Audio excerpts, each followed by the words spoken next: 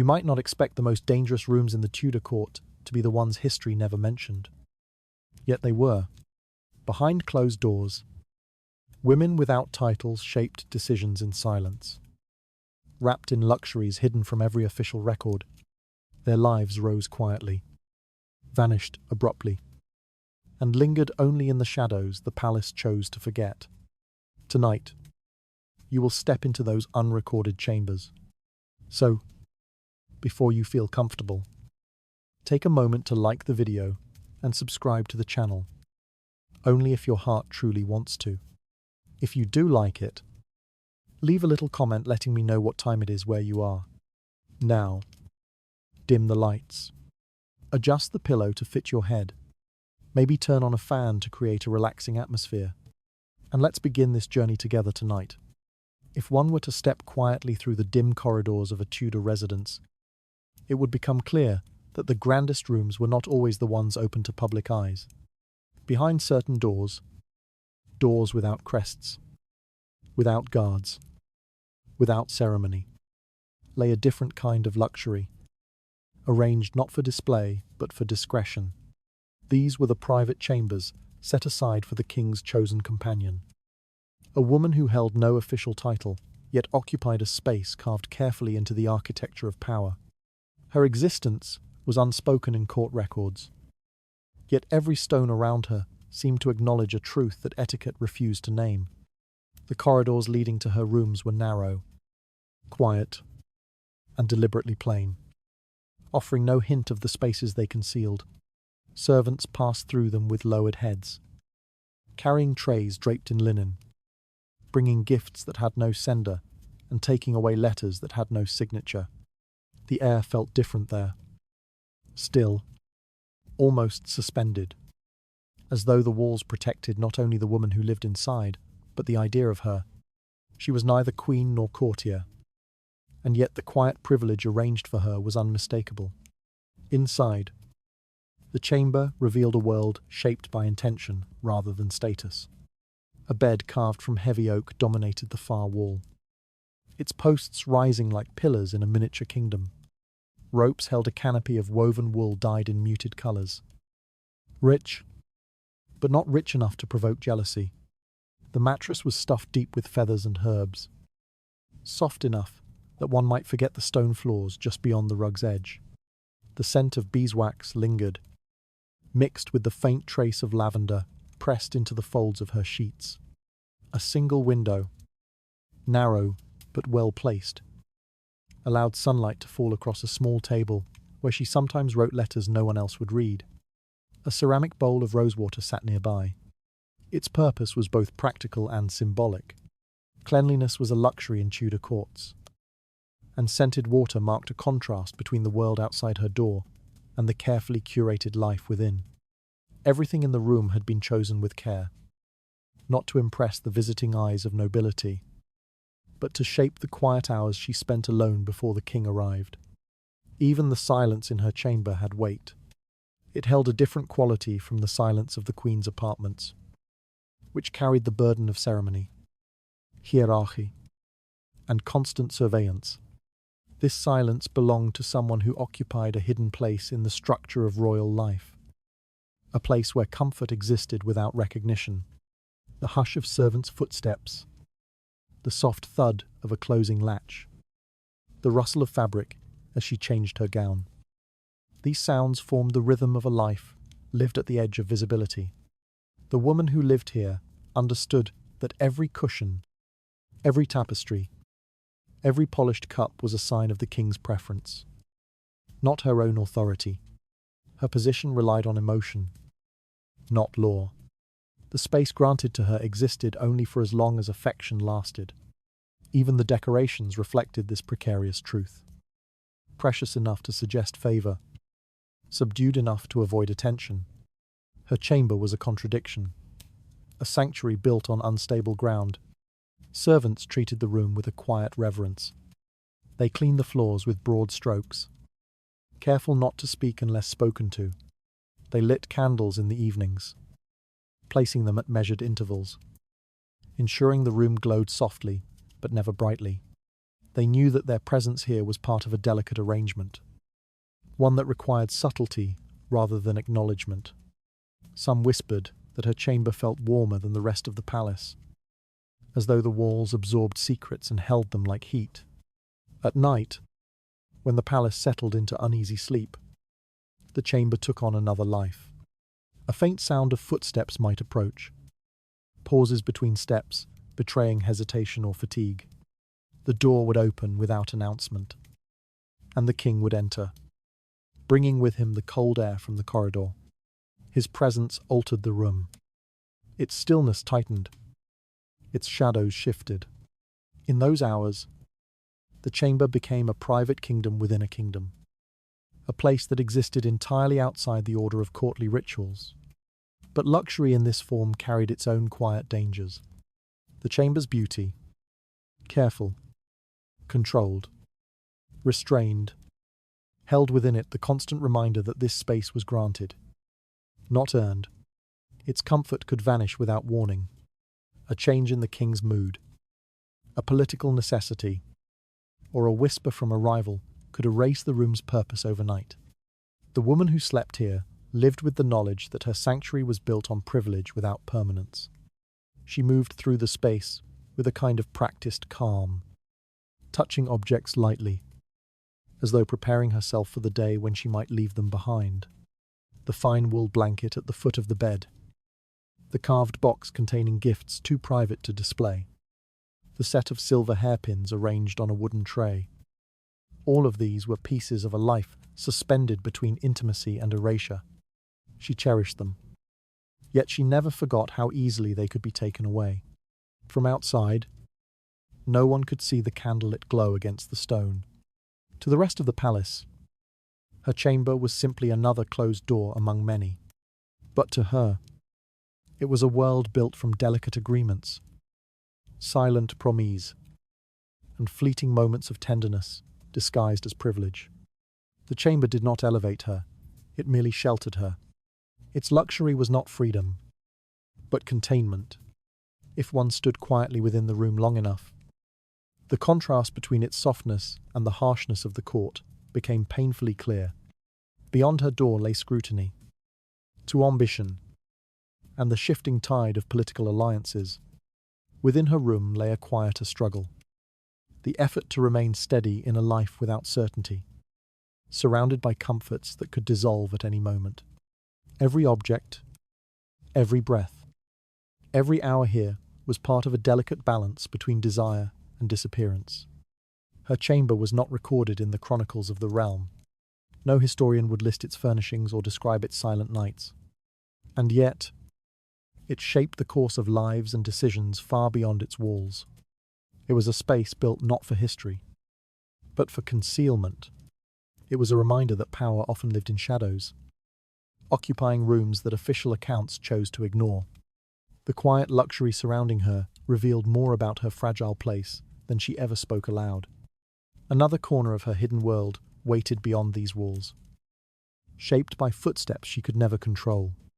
And somewhere in that dimness, the next truth was already gathering its weight. Her chamber was never placed at the palace's centre, where authority echoed through vaulted ceilings and courtiers lingered with sharp, listening eyes. Instead, it occupied a quieter corner of the residence, positioned with a precision that revealed how carefully her existence had to be managed. She lived at the edge of formal power, close enough to be summoned without delay, yet far enough that no passerby could claim to have seen more than a closed door in a dim corridor. The space around her formed a boundary that kept her present but unacknowledged, essential but unnamed. The palace itself seemed to understand the delicate balance required. Her room sat along a side passage that branched away from the king's private apartments, a corridor used only by select attendants who had learned to walk its stones without letting curiosity linger. Torches here burned at a lower brightness, not because the palace sought to hide her deliberately, but because this portion of the residence was meant to blend into its own silence. From a distance, nothing about the hallway suggested anyone of significance lived there. That was its function. From her window, narrow and elevated. She could see neither the main courtyards nor the gardens where noble women strolled. The view was angled toward the inner structures of the palace, where service buildings clustered and the smoke from kitchens rose in steady lines. It reminded her daily of where she stood, not a part of the ceremonial heart, yet not pushed beyond relevance. Her life took shape in this in-between place, anchored by a doorway that mattered only to one man in the entire kingdom. Her proximity to the king shaped the rhythm of her days.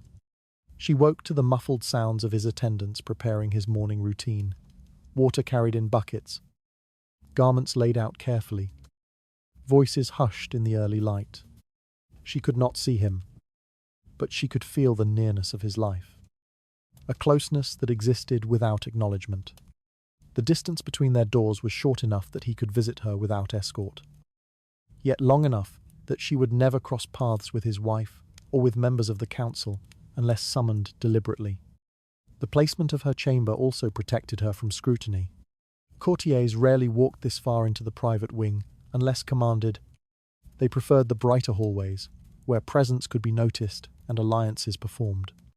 Her corridor, by contrast, held no social value. It existed for necessity, not display. Anyone who wished to gossip had to do so without evidence, for no visitor could claim they had passed her door by accident. The palace's design made sure of that. Servants moved along this hallway with practiced indifference. They knew when to lower their voices and when to keep their eyes fixed on the floor. They delivered food, notes, and garments with the quiet efficiency of people who understood the risks of knowing too much. Their footsteps created a soft pattern that marked the hours. Longer strides when carrying the king's messages, shorter ones when bringing linens or tending to the fire in her chamber. Every sound carried a meaning she had learned to decipher. Despite its hidden placement, her room was not a dismissal. Its location near the king's private quarters was a silent acknowledgement of her importance. Even if no official record named her, it meant she could be reached in moments, that her presence mattered in the intimate machinery of royal life. The closeness offered a kind of power that dissolved the moment she stepped outside her chamber. Influence existed only in the nearness, not in the world beyond the threshold. Yet the same proximity that elevated her also confined her. She could not wander far without drawing questions. She could not walk through the central halls without risking glances sharp enough to cut. Her freedom extended only as far as the king's willingness to protect it. And even that had limits. The architecture around her mirrored this truth. She lived in a place meant to hold her quietly, without fanfare, without certainty. At night, when the palace dimmed and the corridors emptied, the placement of her room became even more striking. The faint echo of footsteps approaching from the king's wing told her everything she needed to know. Whether he sought her, whether he would pass her door, whether her world would tilt slightly depending on which direction he chose. No heralds announced him here, no attendants followed. The closeness allowed secrecy, and secrecy was the currency of her existence. In the morning light, the corridor returned to its muted stillness. Its stones cool beneath the feet of hurried servants. Her door blended once more into the row of unremarkable thresholds, each hinting at a purpose known only to those who had reason to walk this far. And yet, behind that ordinary wood panel, a life unfolded that touched the edges of royal power while remaining invisible to the broader court. Every placement in the palace reflected hierarchy. Hers reflected a contradiction. She was neither central nor peripheral, neither honoured nor forgotten. She existed in a carefully measured distance, close enough to matter, far enough to erase. Her location revealed a life suspended between nearness and obscurity. Another layer of that unseen world lived within the constant presence of others who moved through her silence. And in their quiet watchfulness, the boundaries of her privacy began to take shape. Her chamber appeared quiet when viewed from a distance, but anyone who lived within its walls understood that true solitude did not exist there. The silence surrounding her was shaped not by emptiness, but by the presence of others. Soft-footed attendants, guards who lingered just out of sight, and servants whose duties wove them endlessly through her days. Every breath she took inside that room seemed touched by the awareness that she was never truly alone, no matter how still the air might feel. The first intrusion came with the morning light. A maid would slip in to draw the curtains. Her steps practiced and nearly soundless. The girl's eyes stayed lowered. But she noticed everything: the position of the blankets, the scent of extinguished candles, the faint indentation where the king might have sat the night before. She carried these observations silently, adding them to the quiet pool of knowledge that servants learn to hold without ever letting spill. Even her discretion, however, was its own form of witnessing. A guard stood at the end of the corridor, posted not to protect her, but to protect the arrangement surrounding her. He did not look directly into her room, yet his presence marked the threshold. Anyone approaching would pass his judgment before reaching her door. His stillness suggested neutrality, but neutrality inside a palace was an illusion. He knew who visited, who lingered, who kept their distance. Though he spoke nothing to her, his shadow became part of her daily existence. Servants entered throughout the day, laundresses carrying linens, stewards delivering trays of food, attendants lighting candles when the afternoon dimmed. Their movements followed a rhythm so steady it could have been mistaken for devotion. Yet devotion had nothing to do with it. They came because routine demanded it.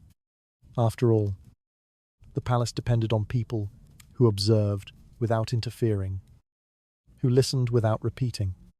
Each of them saw fragments of her life, and each added their silent testimony to the unspoken web that surrounded her.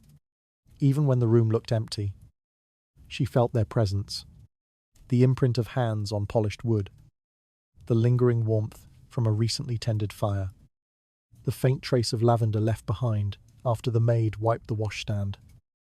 These signs reminded her that solitude existed only in appearance.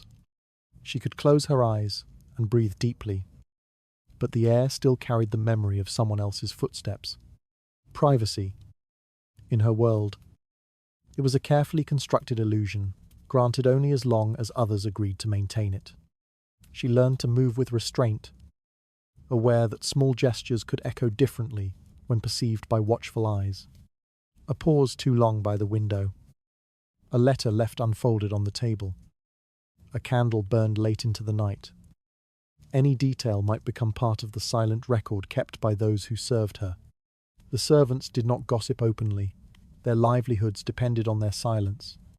But silence did not erase observation. In a palace, knowledge flowed, even when unspoken. When the king visited, the illusion of privacy tightened rather than expanded. Servants would retreat, but not far. They remained close enough to hear the faint shift of floorboards, the muffled cadence of voices through thick wooden doors. They knew when he arrived, how long he stayed, and whether his mood upon leaving was hardened or softened. These details, gathered without intent, shaped the atmosphere around her far more than words ever could. After he departed, she felt the weight of their awareness settle quietly back into the room. Even the architecture reinforced this unseen presence. Doors without locks, hinges that creaked in warning, and narrow corridors designed for efficient movement meant that no moment of her day was completely unwatched. The chamber may have been hers, but its boundaries belonged to the palace. She occupied a space that allowed comfort but denied solitude, offering softness without surrendering control. She adapted by cultivating an inner world that no servant could reach.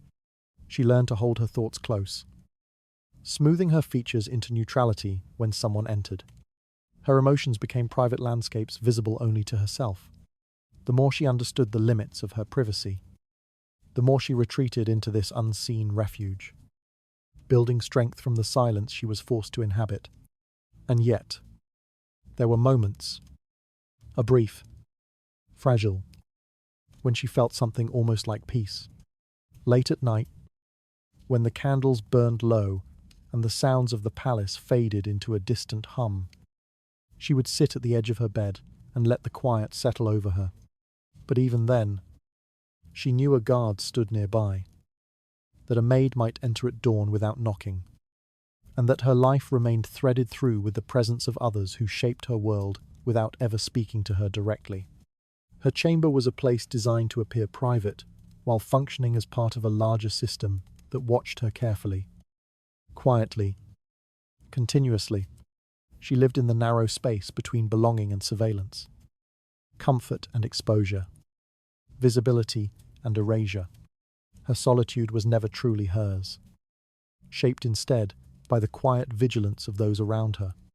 Another truth waited in the objects she touched each day, items chosen to comfort yet bound to scrutiny. Somewhere within those silent possessions, a deeper layer of her hidden life began to shift beneath the surface. The room she occupied carried a quiet richness, the kind crafted not to impress crowds, but to shape the hours of a woman who lived just beyond the edge of legitimacy. Every object within it had been chosen with a deliberation that revealed the strange balance she inhabited. Comfort without triumph, beauty without provocation, luxury carefully trimmed so it would never rise high enough to cast a shadow on the queen.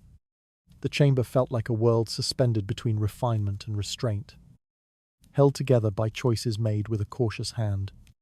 The bed was the first thing one noticed, not because it dominated the space, but because it seemed built to hold more than sleep. Heavy oak posts rose from the floor, carved with patterns that echoed noble craftsmanship, while never reaching the grandeur reserved for royal apartments.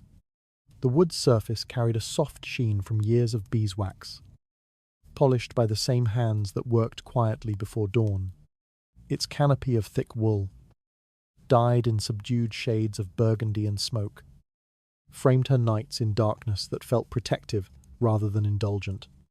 The mattress, deep with feathers and herbs, was a luxury few women of her rank would ever know.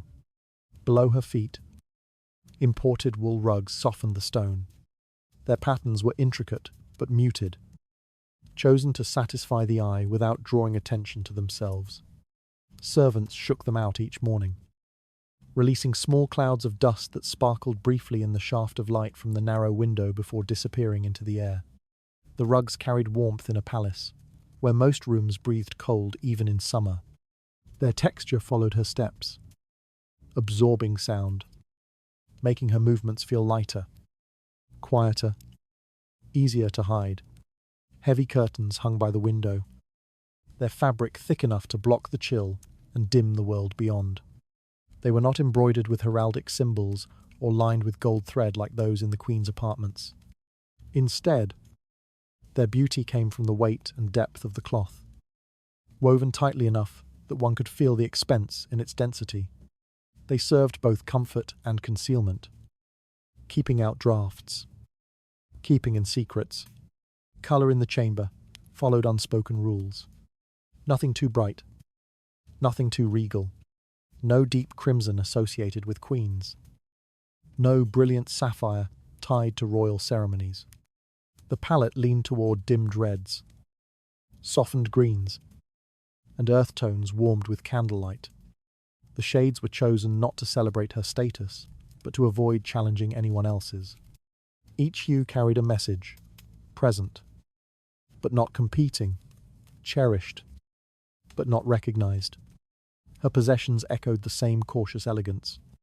A carved, chest-held garments, folded with careful precision. Fine linen shifts, woolen gowns, and a few softer fabrics granted as tokens of the king's favour. Their colours were lovely but subdued, chosen to flatter without declaring. A small table beside the bed displayed a ceramic bowl of rosewater, its rim chipped slightly from long use, yet still reflecting the faint glow of candles. These touches of delicacy carried the quiet message that comfort had been arranged for her, even if her presence in the palace could never be formalized. The chamber's luxury extended to light. Candles made from beeswax burned longer and cleaner than the tallow used in most rooms. Their flames gave the air a golden softness that blurred the hard lines of stone. Servants replaced them regularly, ensuring the room never fell into complete darkness unless she wished it. The glow was gentle, creating an atmosphere that felt warmer than the palace had any right to be. But even these candles came with limitations. No extravagant candelabras, no displays meant to impress guests who would never step inside. Every object seemed touched by the same invisible guideline. Enough to comfort, never enough to threaten. The room invited rest but reminded her of caution. Its beauty was intentional but restrained, carefully arranged to ensure no one could accuse her of overstepping the boundaries of her station. Her surroundings whispered luxury, but they whispered it softly, aware of the ears that might listen. She learned to move through this curated elegance with equal restraint. Her hand slid lightly across carved wood. Her steps pressed softly into imported wool. Her fingers brushed the thick curtain fabric only enough to glimpse the courtyard beyond. She lived among comforts that were hers only through circumstance, not entitlement, and each familiar object carried both solace and warning. Even in stillness, the room revealed its dual nature. The bed offered warmth, but its size reminded her of how quickly it could be reassigned. The curtains sheltered her from the cold, but they also shielded her from the world she was never meant to claim. The colours soothed her, yet each one marked the limit she could not cross. Luxury shaped her daily life, but it never allowed her to forget that luxury in her position was always conditional. Her surroundings formed a cocoon woven from caution and desire, a space where beauty softened the edges of uncertainty without erasing them. The chamber mirrored her existence. Rich, quiet, fragile, and controlled. Her room held comforts shaped as carefully as the boundaries around her life. Another aspect of that hidden comfort revealed itself in the clothing she wore only behind closed doors. Some quiet truth waited in those private garments, stitched with meanings no one dared to speak aloud.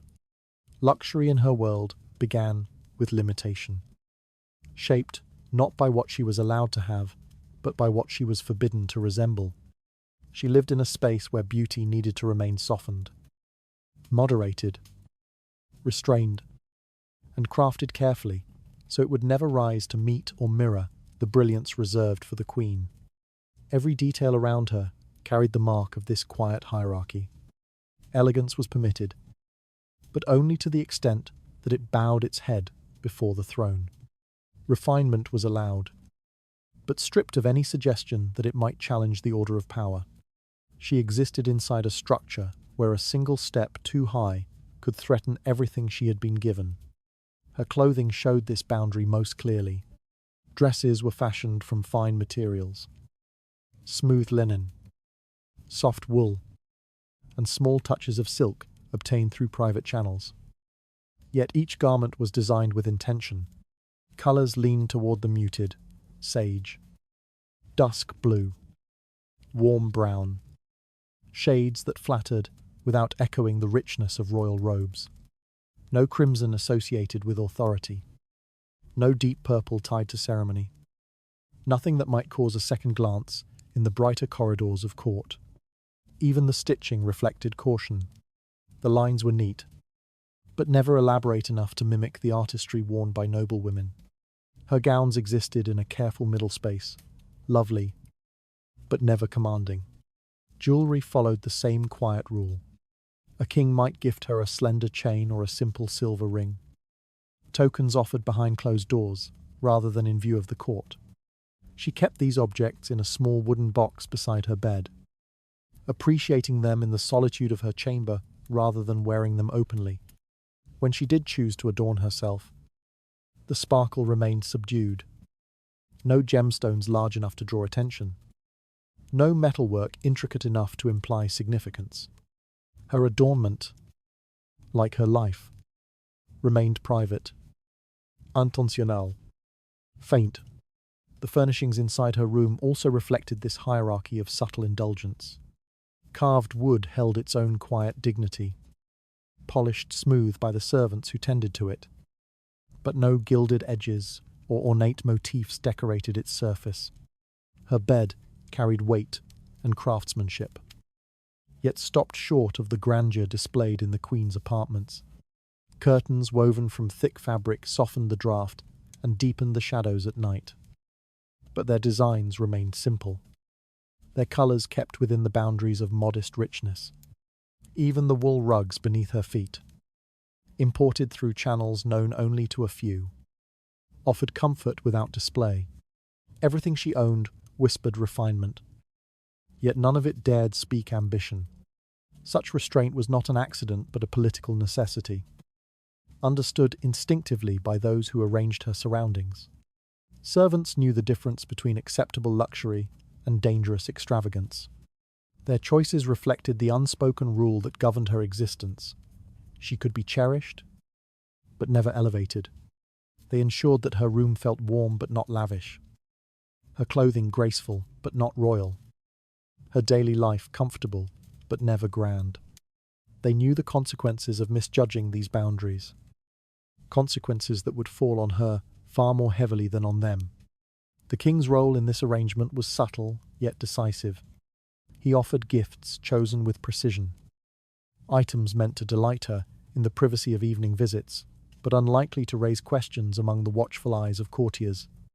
A small hand mirror with a modest floral pattern, a strip of fine cloth folded into a linen pouch, a book with worn pages, carefully repaired by palace scribes.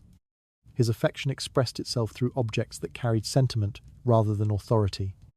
He protected her through restraint, understanding that too public a generosity could shift her from favoured companion to political threat. She understood this balance better than anyone.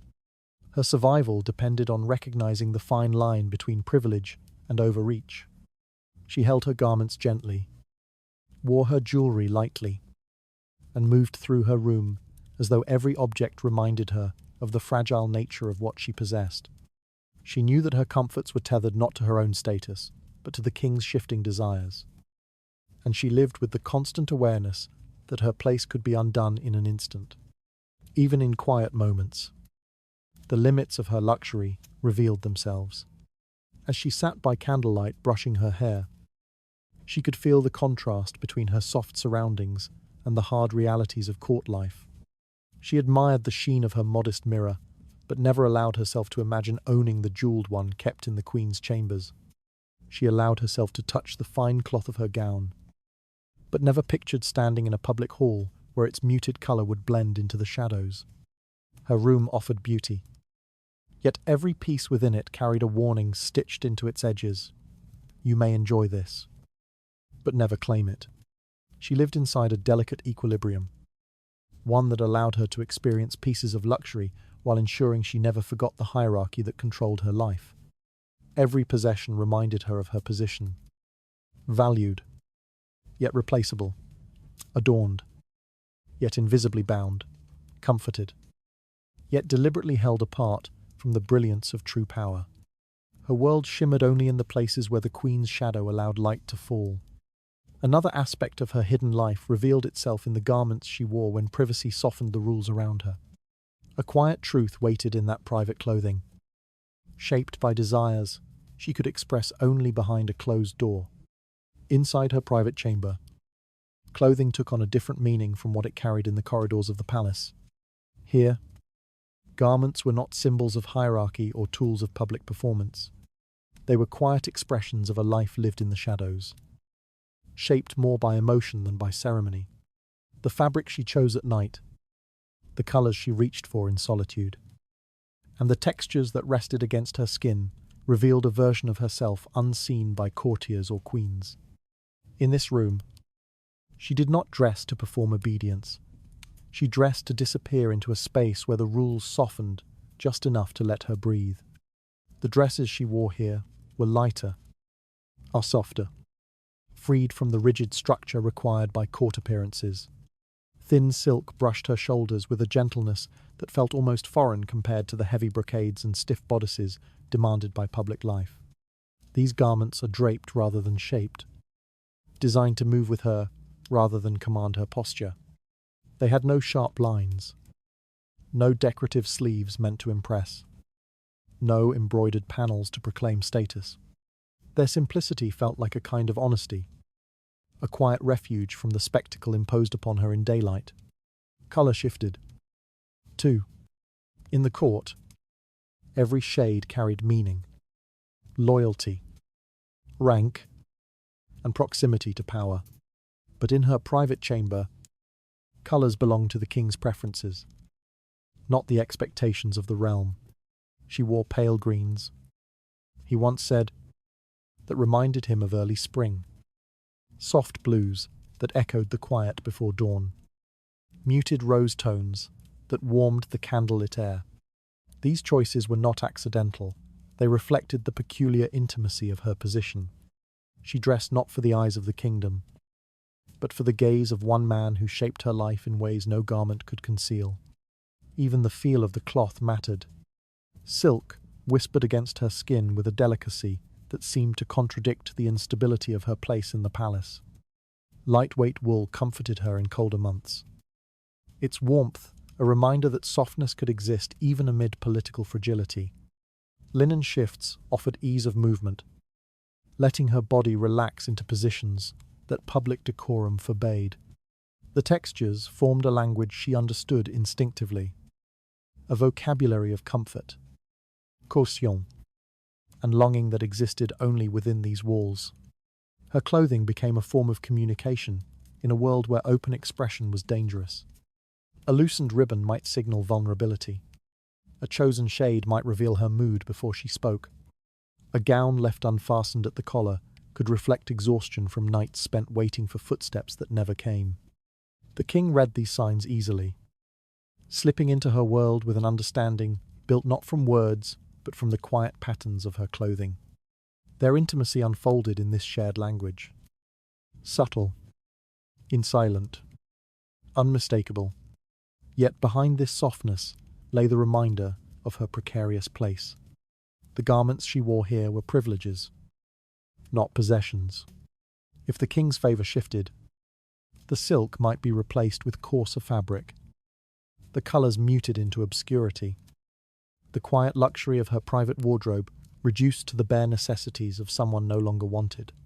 She handled her clothing with a tenderness that acknowledged this truth, folding each piece carefully, smoothing each crease, as though storing away a fragment of the stability she knew she could not keep. Servants tended to her wardrobe with quiet discretion. They washed the fabrics by hand to preserve their softness, mended seams in the evening light, and arranged garments based on unspoken cues learned through long observation.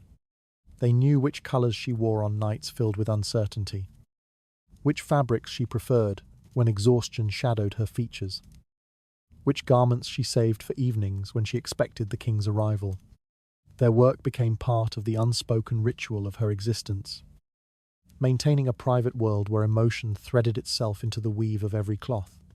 When she stood before her small mirror, adjusting a sleeve or fastening a simple ribbon, she saw a version of herself unknown to the court. The mirror did not reflect a rival to the queen or a political threat.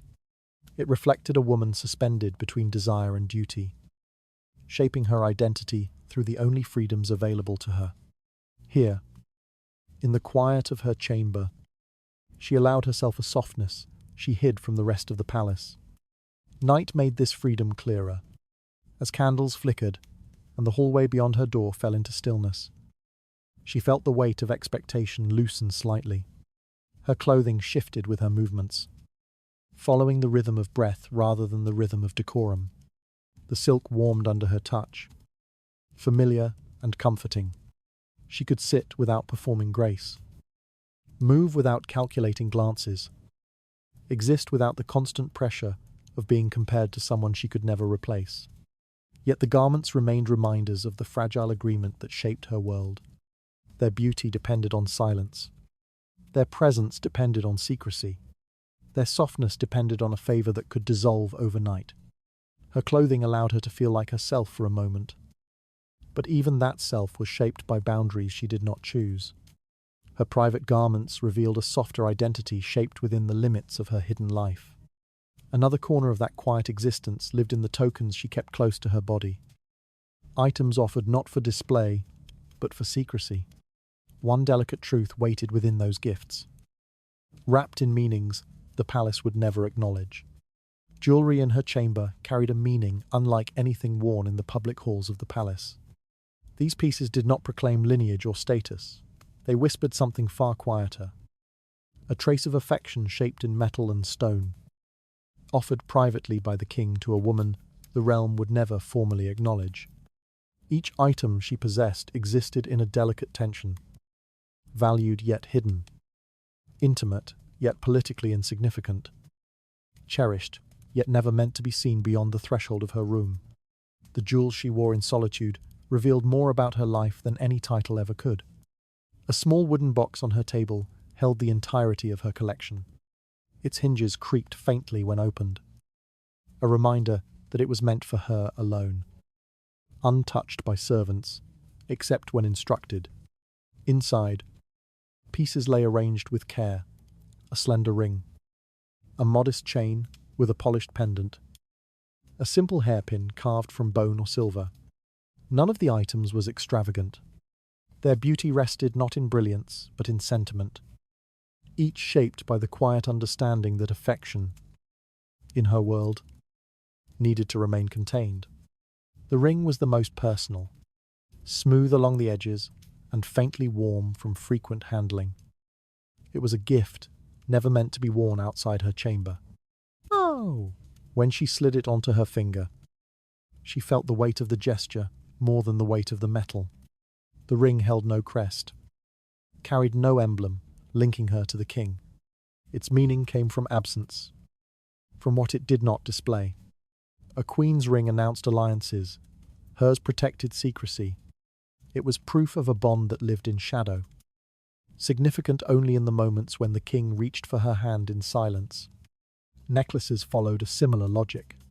The chains were thin, delicate, chosen to lie softly against her skin rather than catch the eye. Pendants were modest, a small polished stone, a carved bead, a tiny metal token shaped without extravagance. When she placed one around her neck, it became a private conversation between her body and the giver. The king noticed these pieces when he visited her at night, tracing their shape with familiar fingers, acknowledging them in ways the court never would. To her, the necklaces were less ornaments than reminders, fragments of a relationship built in moments the world refused to witness. Hairpins, too, held their quiet significance. She used them to fasten her hair in ways she would never attempt in public. Loose, soft arrangements that belonged only within the safety of her chamber. The pins were simple enough to avoid notice, yet crafted with a care that revealed the intention behind the gift. When she slid one into her hair before the king arrived, it marked a small act of intimacy, a private ritual acknowledging his preference without daring to express it openly. None of these items left her room, except on rare occasions when she risked wearing something beneath layers of cloth. Hidden from passing glances, she knew the danger in displaying anything so personal. A single piece too lovely, too intricate, too obviously gifted could invite questions, and questions invited scrutiny. A force far more threatening than any rival mistress. She understood that jewelry in her position was not a statement of power but a fragment of vulnerability. To be seen wearing the wrong token could unravel her fragile standing.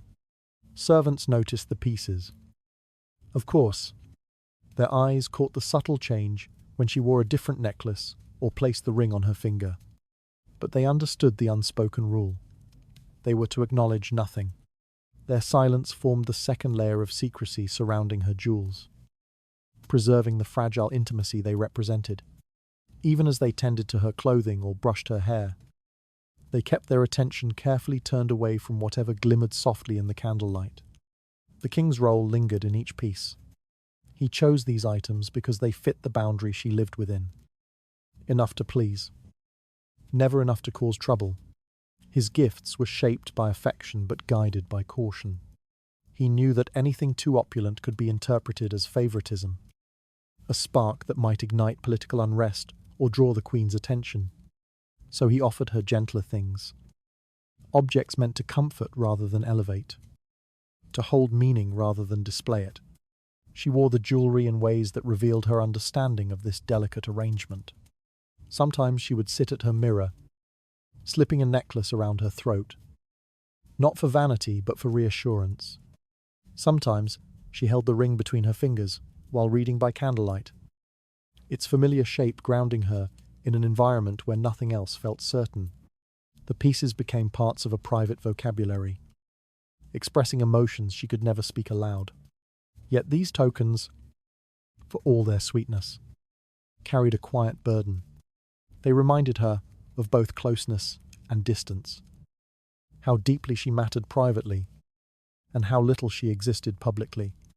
Their presence whispered that she was chosen, but never acknowledged, desired, but never recognized, cherished, but always replaceable. Her jewelry did not proclaim authority. It marked the fragile privilege of being wanted in silence. Her hidden adornments reflected a closeness built on secrecy rather than status. Another layer of her private life appeared in the meals she shared away from watching eyes, shaped by comfort and concealment alike. A quiet truth waited in those unrecorded moments, preserved only by the walls that heard them. Meals within her private chamber lived in the same shadows that shaped the rest of her existence. They were neither royal banquets nor the simple rations served to maids. They occupied a quiet middle ground, crafted to satisfy without attracting attention. Each dish arrived through back corridors, carried on trays that never passed through ceremonial halls and never appeared in the palace records. The food was richer than anything a servant might taste, yet discreet enough to remain invisible in a world where visibility itself carried consequences. Eating, for her, was not just nourishment, it was part of the architecture of secrecy that defined her daily life. Evening meals were the most telling. Mulls, servants entered her chamber with cautious steps, placing dishes onto a small table lit by candlelight.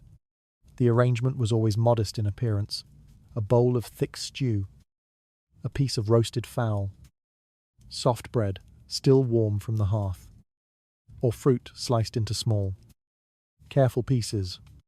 There were no silver platters, no decorative spreads, no golden goblets. The simplicity was intentional. Excess, after all, invited suspicion.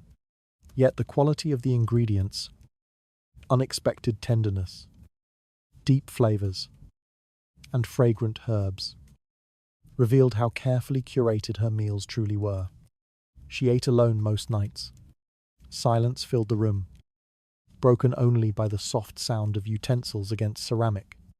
In those moments, she found a rare stillness, free from performances and expectations. She could take her time, eat slowly, breathe normally, exist without the watchful eyes that followed her in daylight. The food comforted her, reminding her that while she lived in a fragile position, she was still granted small pockets of care that others in the palace would never receive. But on certain nights, the king joined her. Those evenings unfolded differently. Servants lit additional candles, pulled the curtains tighter, and brought dishes chosen specifically for the two of them. The meals remained modest in presentation, nothing that echoed the grandeur of the royal dining hall. Yet the intimacy intensified their meaning. A shared loaf of bread, a dish of berries and cream, a quietly poured cup of wine. These became moments of companionship that did not exist outside her door. When he sat across from her, the atmosphere shifted. He ate more slowly here than in public, unburdened by courtiers or ceremony. She watched him in the flickering light, aware of how these simple meals linked them in ways the palace would deny. He asked small questions, commented on the flavor of the stew, or reached across the table to brush crumbs from her sleeve. These gestures belonged only to this room, never performed elsewhere.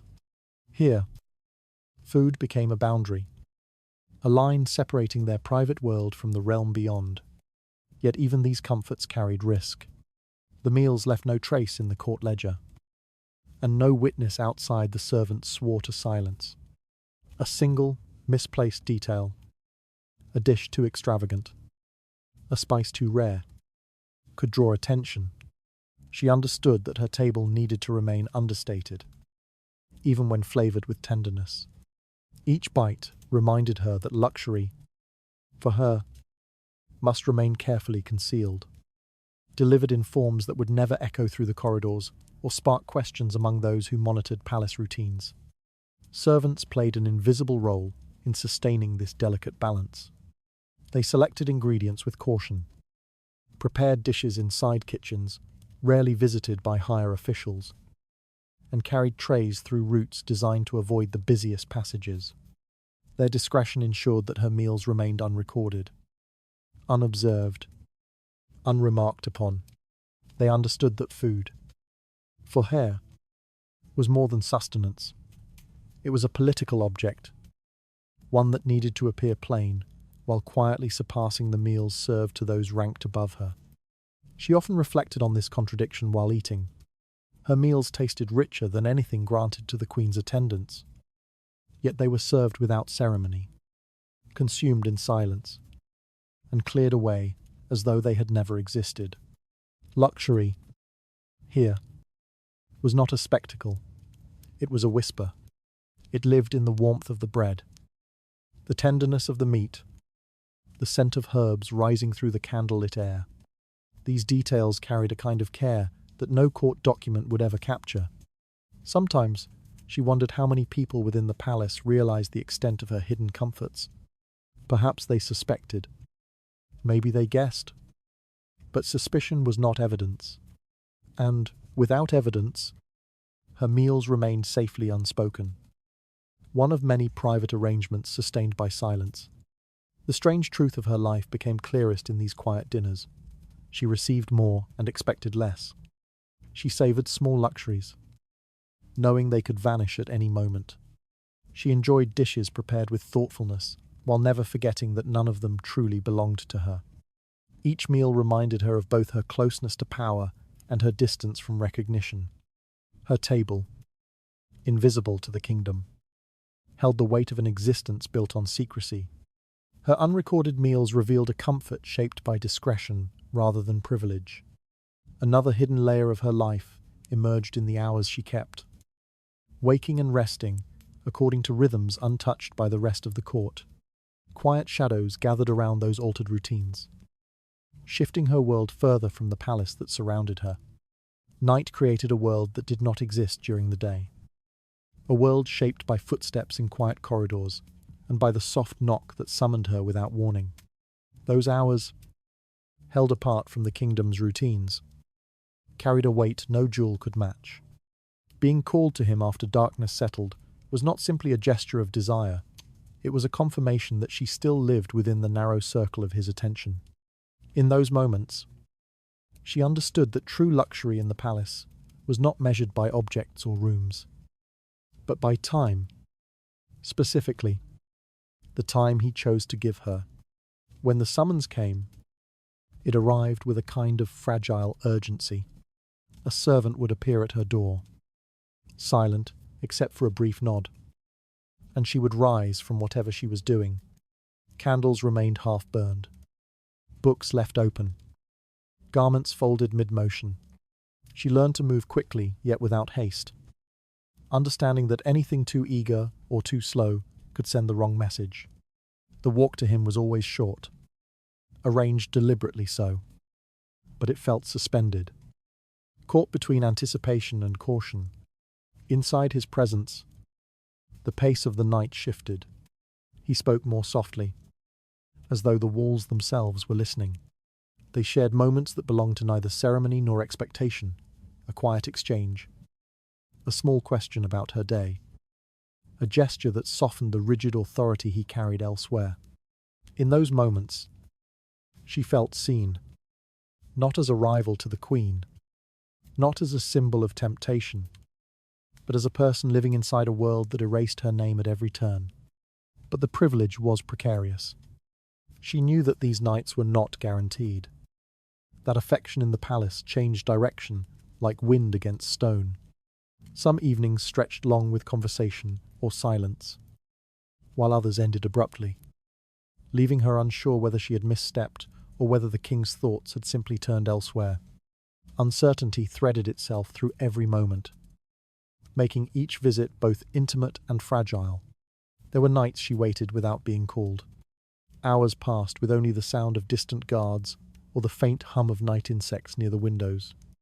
She would sit near the low glow of a candle, brushing the hem of her gown with quiet fingers, telling herself that waiting was part of the privilege. The absence of summons carved its own shape in her life, one that left her suspended between longing and resignation. Those nights reminded her that time, not affection, was the king's true currency. When he did come to her chamber instead, the atmosphere changed once again.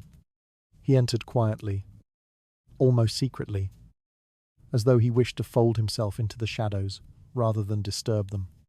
These visits felt different, less formal, more vulnerable, but they also carried a bigger risk. A single witness could turn a private moment into political fuel.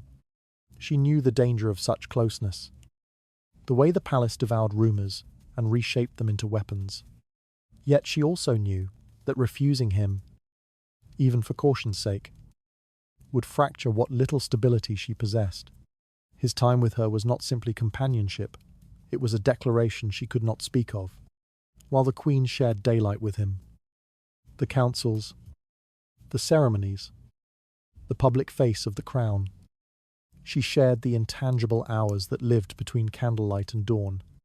Those hours carried no record, no validation, no witness, but they shaped her life more than any official gesture could. She learned to read him in those late moments.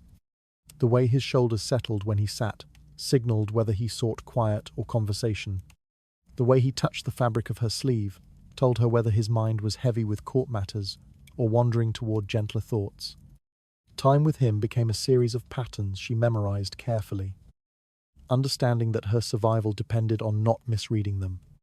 Yet the very thing that sustained her was also the thing that could disappear without explanation. A shift in his attention, a political strain, a whispered warning from the council. Any of these could end the quiet nights that held her world together. The privilege felt less like ownership and more like borrowed light, warm when present, chilling when withdrawn. Sometimes, after he left, she remained awake long after the candles burned low. The imprint of his presence lingered in the air, mixing with the faint scent of wax and linen. She would sit in silence, letting the night deepen around her, aware that this fleeting intimacy could not protect her from the uncertainties of dawn. Yet she also understood that these moments, however fragile, were the closest thing she had to meaning within the palace. Time with him was not recorded, not acknowledged, not even spoken of, beyond whispers she pretended not to hear. But it was the axis around which her life turned. Without it, the chamber that sheltered her would feel less like refuge and more like confinement. With it, she felt briefly tethered to something real, even if that reality lived only in darkness. Everything she possessed, every garment, every comfort, every future possibility, rooted itself in these private hours that the world would never see. Her borrowed nights revealed a closeness shaped by silence rather than certainty. Another rhythm of her hidden life emerged in the strange hours she kept, drifting awake when the palace slept and resting when the kingdom stirred. Soft distortions in her daily routine hinted at how deeply secrecy had rewritten her world. Her days unfolded according to a rhythm that did not belong to the palace, nor to any natural order of daylight and rest. Instead, her life bent itself around the patterns of the king's desires, shifting, stretching, and contracting in ways that left her suspended between exhaustion and alertness. While the court woke to the sound of footsteps in the great hall, she often lay asleep behind heavy curtains, her body carrying the weight of nights spent waiting, listening, and answering quiet summons that came without warning. Her mornings began when others were already deep into their routines, making her existence feel slightly out of phase with the world beyond her door. When the palace was most active, servants rushing through corridors, ministers gathering, courtiers murmuring their ambitions, her chamber remained dim. She slept lightly, aware that the day outside her door moved without her. From her bed, she could hear distant echoes, the creak of the great staircase, the muffled hum of conversation, the metallic resonance of guards changing their posts. These sounds formed a boundary she rarely crossed in daylight, a reminder that she lived not by the kingdom's rhythm, but by the king's. Her waking hours belonged to the evening. As sunlight thinned across the stone walls and the palace quieted, she began to rise. Servants entered silently to light candles and warm water, their careful movements acknowledging the inversion of her schedule. They spoke little, understanding that her life demanded a kind of perpetual discretion. She dressed slowly, choosing garments that suited the softness of nighttime rather than the scrutiny of day. Her reflection in the mirror always appeared slightly detached from the world outside, neither fully part of the court nor entirely separate from it. By the time the palace settled into darkness, she was fully awake. These were the hours when her existence felt most tangible. She moved through her chamber with clarity, reading, writing, or simply sitting in silence while candles flickered along the walls. Night offered her a strange form of freedom, fewer footsteps, fewer eyes, fewer expectations. She could breathe without calculating the meaning of each gesture. Yet even in this quiet, anticipation lingered. A summons could come at any moment, reshaping the entire night. The king's presence, or absence, drew invisible lines across her schedule. On nights he visited, her world contracted into the space where they spoke, ate, or simply shared a silence thick with unspoken thoughts. On nights he did not. She felt suspended in uncertainty, unsure whether to prepare for a knock or surrender to sleep. This waiting became its own form of exhaustion, a state neither restful nor alert, something in between that left her body heavy and her thoughts scattered. Daylight brought a different kind of complication. When she stepped into the palace corridors, rare as those moments were, she moved among people who had already lived half their day. Their eyes looked sharper, their energy more defined, making her feel misaligned with the rhythm around her. She walked carefully, aware that drowsiness betrayed her role just as much as vanity or ambition might. Her life, lived in reverse, marked her as someone existing on the edge of courtly order. Servants knew her schedule better than anyone. They changed linens late in the afternoon, prepared her meals for the quiet hours, and darkened her room during times when sunlight threatened her rest. Their work respected the strange constellations of her day. They understood that her life was shaped by silence, secrecy, and an unpredictable kind of devotion. They adjusted themselves to her rhythm without question, becoming part of the machinery that sustained her existence. Over time, she felt the disorientation settle into her bones. Her body learned to wake at dusk. Her senses sharpened during the night, and her thoughts felt clearest beneath the moonlight rather than the sun. She became a creature of the palace's shadows, moving when others slept, resting when others gathered, fading into the rhythms that served the king alone. Yet beneath this adaptation lay a quieter truth. The inverted hours reminded her that her life was not her own. Her sleep, her waking, her meals, even her moments of stillness were tied to the king's unpredictable needs. She existed in the margins of time, granted comfort but denied stability. The palace clock did not measure her days. His footsteps did. She learned to accept this distortion, not because it suited her, but because refusing it would unravel the fragile place she occupied. Her schedule became an extension of her vulnerability, a living testament to how deeply secrecy ruled her existence. Her life unfolded in hours the kingdom never saw, shaped not by tradition, but by the unseen pull of a man whose attention determined her future. Her reversed hours revealed how completely her world bent to a single unseen force. Another layer of her hidden existence surfaced in the silence she learned to keep, guarding words and thoughts that could never pass beyond her chamber. Faint tensions gathered around that enforced quiet, shaping her life as tightly as any locked door. Silence shaped her life more deeply than any object inside her chamber. It was the boundary she could never cross, the rule that governed not only what she said, but what she allowed herself to remember. In this palace, where whispers travelled farther than footsteps, and where a single overheard sentence could unmake a life, luxury did not exist without discipline.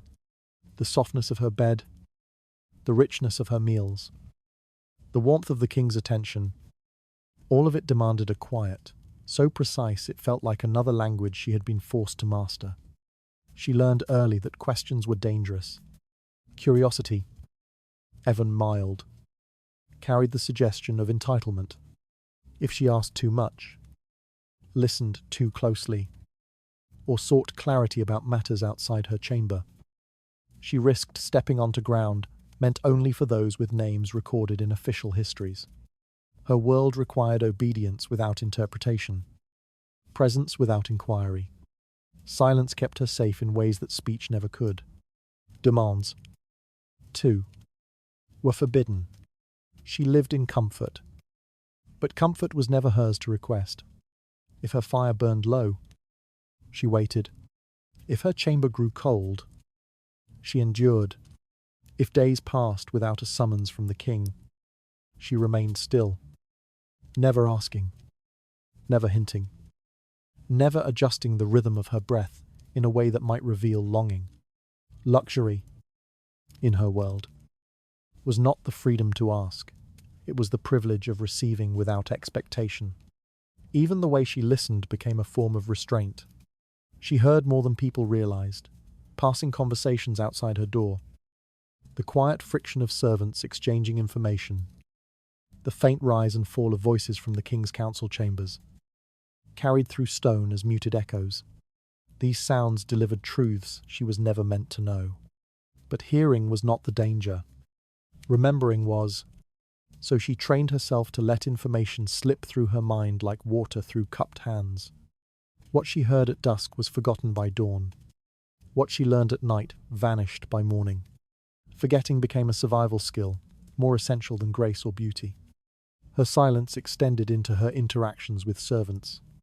They spoke rarely in her presence, offering only the necessary words when tending to the chamber. She mirrored their restraint, keeping her thoughts tucked behind a calm exterior.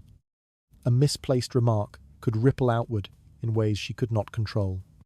She understood that silence protected not only herself, but also those who served her. People who knew the edges of her life too well to risk being caught in its politics. The king, too, relied on her silence. In their moments together, he spoke freely, sometimes about matters of state, sometimes about burdens he carried, sometimes about nothing at all. She listened without reaction, her face composed, her posture steady. He trusted her, not because she agreed with him or shared his perspective, but because she knew how to hold a boundary. Her silence made her a refuge, a space untainted by courtly ambition. It was, paradoxically, one of the qualities that kept her close to him. Yet silence had a weight she felt most clearly when alone. In the quiet hours before dawn, when candles guttered into thin columns of smoke, she sometimes sensed the heaviness of everything she had never said. Her thoughts pressed against the inside of her mind like shadows trapped behind a closed door. She longed to speak freely, not to demand or question, but simply to exist without calculation. But longing itself felt dangerous. So she folded those desires inward, tucking them into the recesses of her heart where no one could see. She wondered, at times, whether the queen lived under similar constraints, But the Queen's silence carried authority, hers carried risk. The Queen withheld speech because she could. She withheld speech because she must. The difference defined the distance between them. One woman's silence preserved dignity, the other's preserved survival. Even the smallest gestures reflected this discipline. When courtiers passed her in corridors, she lowered her gaze slightly, not enough to appear meek, but enough to signal neutrality.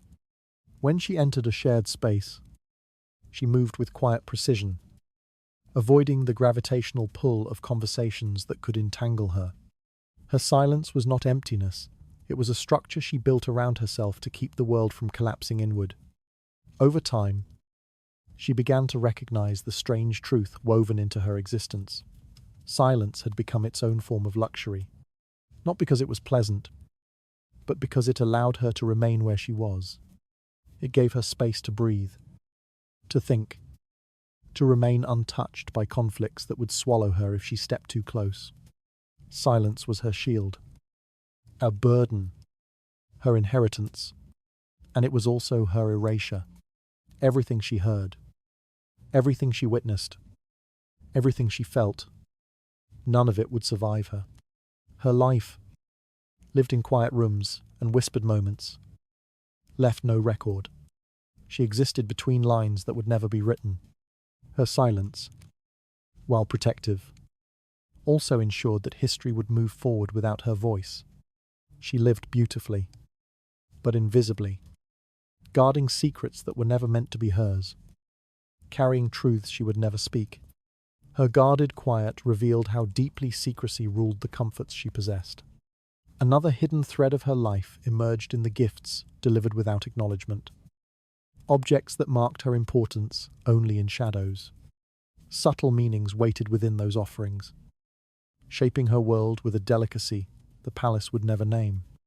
The gifts that entered her chamber did so without sound, without acknowledgement, and without any trace of their origin. They appeared in the hands of intermediaries, servants trained to move with discretion, messengers instructed to reveal nothing, attendants who pretended not to notice the weight or value of what they carried. These offerings, though undeniably luxurious, carried none of the pride or ceremony that accompanied gifts exchanged in the royal court. They arrived in silence, and silence was the only confirmation she would ever receive. A small velvet pouch left on her table might contain a finely carved comb, its smooth edges catching candlelight in muted glints.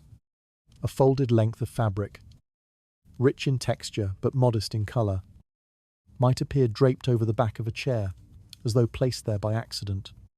A delicate bottle of scent, light enough to hide in the curve of her hand, might rest on her washstand by morning. Nothing bore a signature. Nothing carried a note. No one spoke of them. Not even the king. The absence of acknowledgement was part of their meaning. These gifts were never recorded in inventory lists or court ledgers. No royal clerk wrote her name beside the objects that found their way into her possession. To do so would be to mark her existence in ways the palace refused to recognize. Instead, the items lived in a private world, preserved only by her memory and the walls that witnessed her life unfold. Their luxury carried a kind of intentional invisibility, an elegance designed to fade into secrecy the moment they crossed her threshold. She understood the rules behind these silent offerings. Extravagance, if too visible, could provoke jealousy or suspicion. Anything too ornate risked signaling favoritism to courtiers who watched every gesture with hungry eyes. So the gifts were chosen with a subtle hand. They were beautiful but never ostentatious, valuable but never unmistakably royal. Their restraint served both the king and herself. The palace could ignore what it did not see. Yet each object carried weight far beyond its appearance. When she touched a comb, she felt the intimacy of being remembered in a moment the king could not express publicly. When she held the fabric to her cheek, she sensed the quiet thoughtfulness of a man who had selected something meant only for her body. Her comfort, her solitude. When she uncorked a bottle of scent, She inhaled a fragrance that did not belong to the queen, the court, or any other woman. Only to her. These objects became a private affirmation of a connection that had no official standing. Servants recognized the importance of these items, even without speaking of them. They placed gifts where she would find them, dusted them with careful hands, and arranged them among her belongings without ever revealing what they knew. Their silence completed the ritual. The more invisible a gift appeared, the more meaningful it became. They understood that these objects were not simply tokens of affection. They were symbols of a relationship built entirely within the boundaries of discretion. Sometimes, she wondered what might happen if one of these gifts slipped beyond her chamber door. If a courtier glimpsed the fine stitching on her fabric, if a lady-in-waiting recognized the quality of the comb, if any of the items appeared in spaces where they did not belong, rumors would ignite with startling speed. The queen's attendants would whisper, courtiers would speculate, ministers would raise cautious eyebrows, and she, whose entire life depended on balance, might find herself pushed to a dangerous edge. Luxury without discretion was not luxury at all. It was exposure. For this reason, she stored the gifts with careful intention. Some objects she displayed only at night, returning them to drawers before morning light touched the room. Others she kept hidden beneath layers of linen, removing them only when she felt certain that no one would enter. A few she wore beneath her clothing, letting their presence warm her skin while their form remained unseen.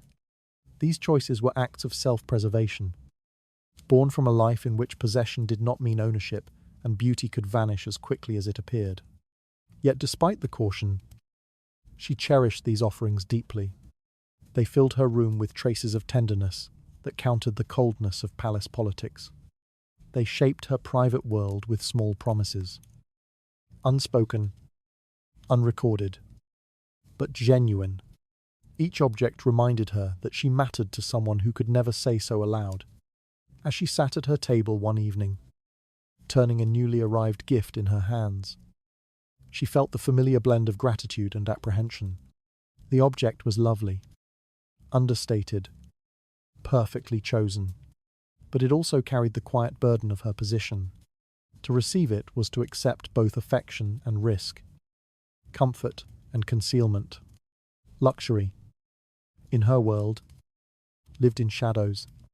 It could not shine, could not boast, could not claim space. It could only exist where no one looked. Her quiet possessions revealed how affection survived only through secrecy. Another shape of her hidden life surfaced in the rare moments when the palace pretended she did not exist, though everyone knew otherwise. Subtle tensions gathered in those unspoken acknowledgements, shifting her place within the court's silent game. Presence, for her, existed in a strange contradiction. Everyone saw her, yet no one acknowledged her. She walked through the palace as a figure both visible and erased. A woman whose existence depended on a silence maintained collectively by those who served, advised, and observed the king. This was not ignorance. It was deliberate restraint, a shared performance of non-recognition that allowed the palace to function without confronting the truth it carried in its own halls. Her life became a quiet agreement, held together by 1,000 unsaid words. Courtiers passed her in corridors with carefully neutral expressions, their eyes sliding past her without lingering. They noticed the softness of her gown, the faint warmth of a scent she never wore outside her chamber, the quiet composure she held in her posture. But none of these details ever found their way into conversation. To acknowledge her would be to acknowledge the king's private world. And that world, though understood by all, could not be spoken aloud. The silence surrounding her was a shield the palace built for itself. Servants understood this rule even more deeply. Their work placed them closest to her life, carrying meals, tending fires, arranging clothes, cleaning rooms after nights when she had been summoned. They knew the rhythms of her existence with intimate precision. They saw the signs of nights spent waiting, the traces of visits she never mentioned, the exhaustion she concealed beneath calm gestures. Yet they never asked, never hinted, never revealed. Their silence was not loyalty to her, but obedience to a system far older than either of them. In the great halls, her name was never spoken. She was referred to only in glances, in faint gestures, in shifting tones of voice. Ministers and noblewomen might pause subtly when she entered the edge of a room, adjusting the flow of their conversation without acknowledging the reason. They treated her presence as a draught of cold air, sensed, felt, adjusted to, but never discussed. The game depended on this balance. Everyone knew, and everyone pretended not to. The Queen's attendants operated in a sharper silence. Their glances were measured, their expressions unreadable. They, too, recognized what her presence meant. But they held their composure with a discipline honed by years of watching power rearrange itself behind closed doors. They were not permitted confrontation. Instead, they carried themselves with the stillness of people, trained to observe everything while commenting on nothing. This collective pretense allowed her luxury to exist. The quiet meals delivered through hidden corridors, the soft fabrics chosen for her comfort, the gifts placed discreetly inside her chamber. None of it could survive without the cooperation of those who looked away. The palace, in its own strange manner, protected the world she lived in by refusing to acknowledge it. Silence became a structure, not an accident. Yet this arrangement created an isolation that touched her more deeply than she admitted. To be recognized privately by the king but denied publicly by the court carved a peculiar loneliness into her days. She moved through rooms where people knew her intimately in practice, yet treated her as a ghost in ritual. Every gesture she received, every bow from a servant, every sidestep from a guard, carried a careful neutrality, a reminder that she belonged everywhere and nowhere within these walls. She learned to embody this invisibility with grace. Her steps became quieter, her gaze softer, her posture controlled. She avoided drawing attention, not because she feared judgment, but because she understood the cost of disrupting the collective silence. To be too visible was to risk becoming a problem the palace would be forced to address. And problems in this world were often resolved harshly.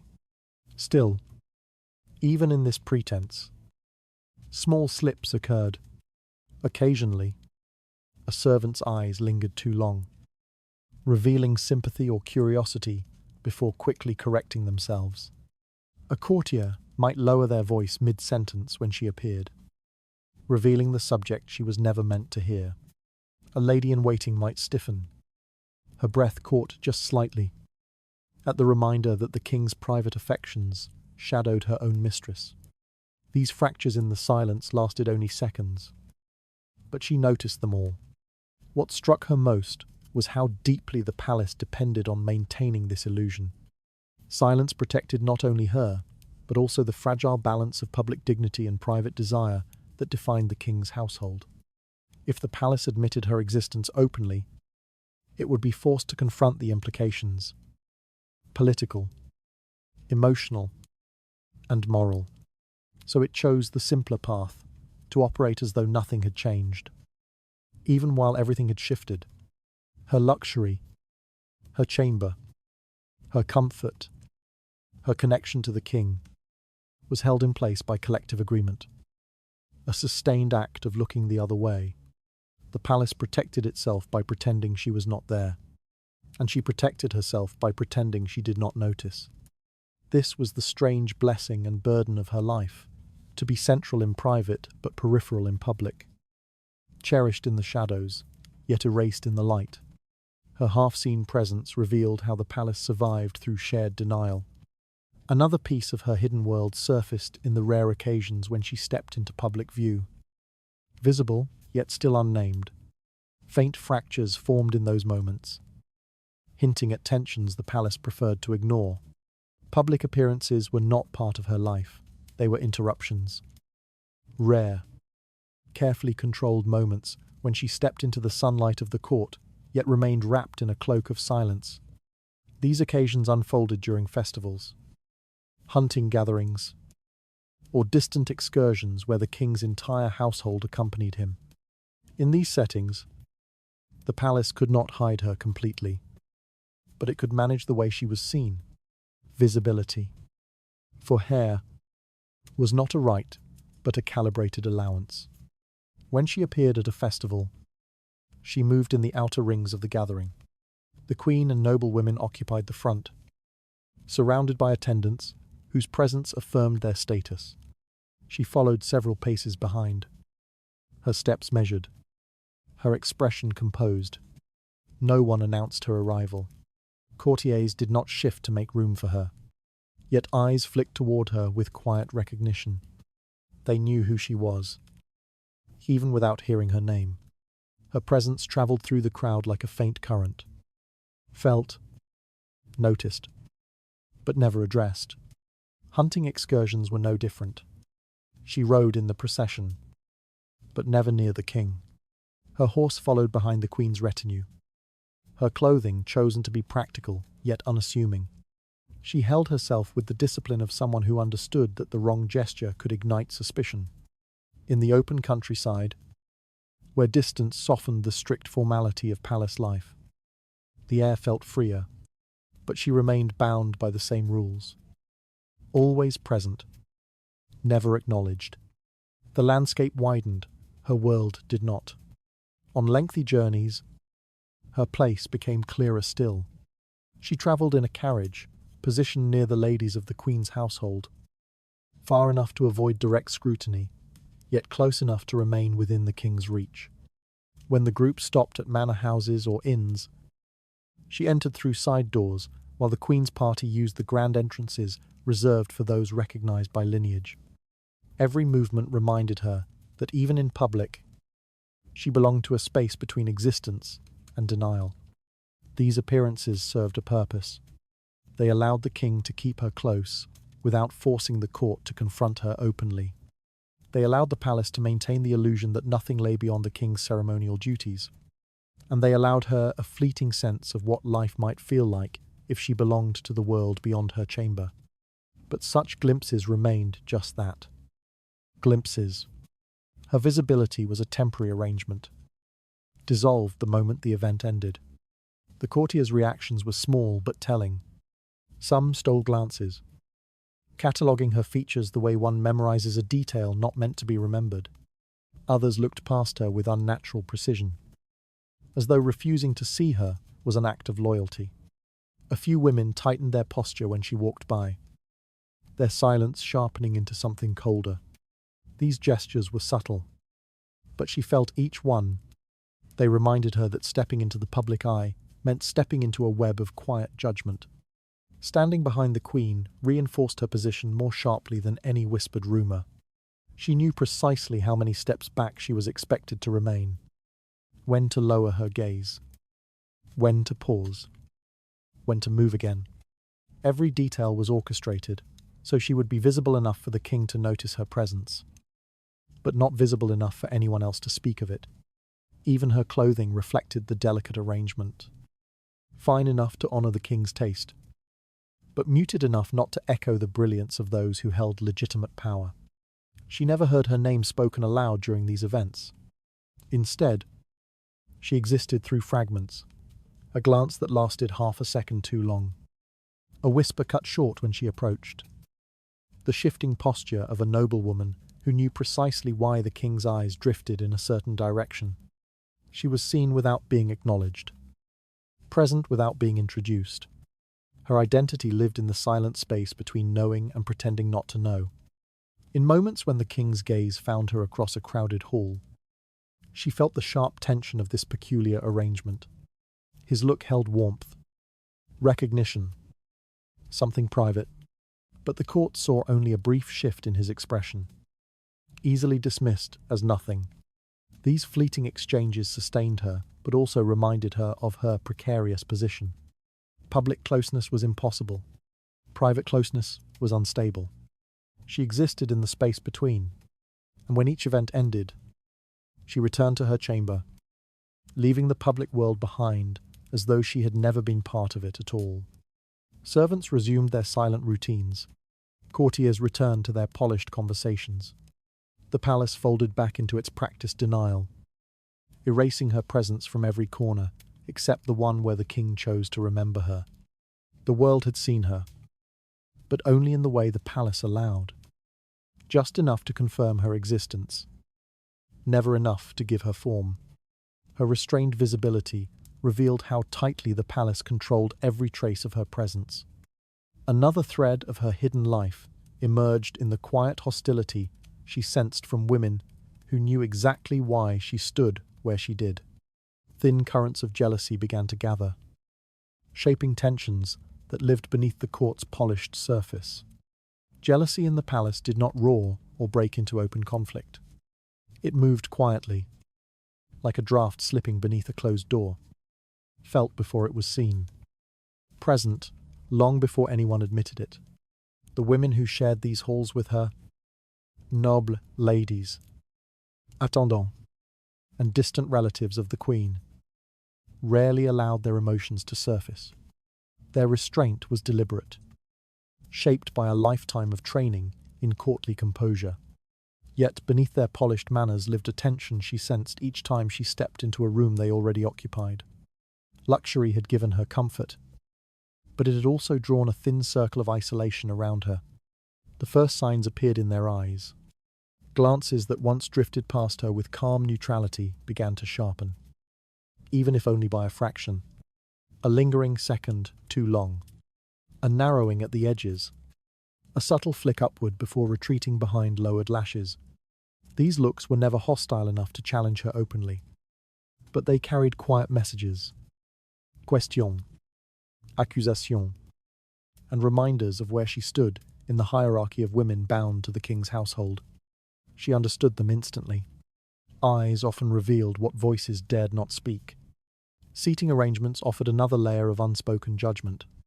At small gatherings or moments when she joined the queen's extended entourage, chairs seemed to shift in ways she knew were intentional. A cushion removed here, a place set farther from the center. A subtle redirection guiding her to a corner of the room rather than toward the warmth of conversation. No one ever instructed her where to sit. They simply made sure that the spaces closest to influence and comfort were already occupied. She accepted these adjustments quietly, not because she agreed with them, but because refusing them would expose her to scrutiny she could not afford. Even the invitations she received, or stopped receiving, carried meaning. There were days when groups of ladies gathered for embroidery or reading, and she learned of these events only when she overheard the remnants of their laughter echoing through the corridor. Servants delivered polite messages about schedule changes or limited space. Explanations crafted with careful softness. But she knew the truth. Her presence complicated their world. She was both too close to the king and too far from legitimacy. Including her risked provoking discomfort. Excluding her preserved their order. And so, she remained outside the circles that shaped the daily social fabric of palace women. The luxury she lived with only intensified this quiet hostility. They recognized the fine fabric of her nightgowns, the subtle richness of the meals carried discreetly to her chamber, the delicate gifts she wore beneath her clothing. These comforts did not elevate her socially, but they marked her as someone receiving what others wanted: attention, intimacy, and proximity. For women raised in a world where influence came through being seen, her hidden connection to the king threatened them in ways they could not articulate. Her luxury became a mirror reflecting their own limitations. Yet their jealousy rarely took the form of cruelty. It lingered instead in the slight stiffening of posture when she entered a room, in conversations that paused momentarily before continuing, as though nothing had changed, in smiles that ended a second too soon. These gestures were small, but together they created an invisible distance she felt every day. She existed within the palace, but not within its community. Over time, she learned to navigate these silent currents with caution. She kept her voice steady, her gestures modest, her presence controlled, She never pushed herself into conversations, never assumed inclusion, never allowed her eyes to meet theirs for too long. Her restraint was not submission, it was survival. She understood that any misstep could transform quiet jealousy into open resentment. And resentment in the palace had sharp edges. In rare moments, she wondered whether any of them felt sympathy for her. After all, her luxury had cost her freedom. Her silence was enforced, and her future remained uncertain. But sympathy required mutual recognition, something they could not offer without breaking the collective performance of denial surrounding her existence. So they maintained the quiet distance, and she accepted it as part of the life she had entered. Her isolation deepened as months passed. Servants became her primary companions. The king, her only confidant.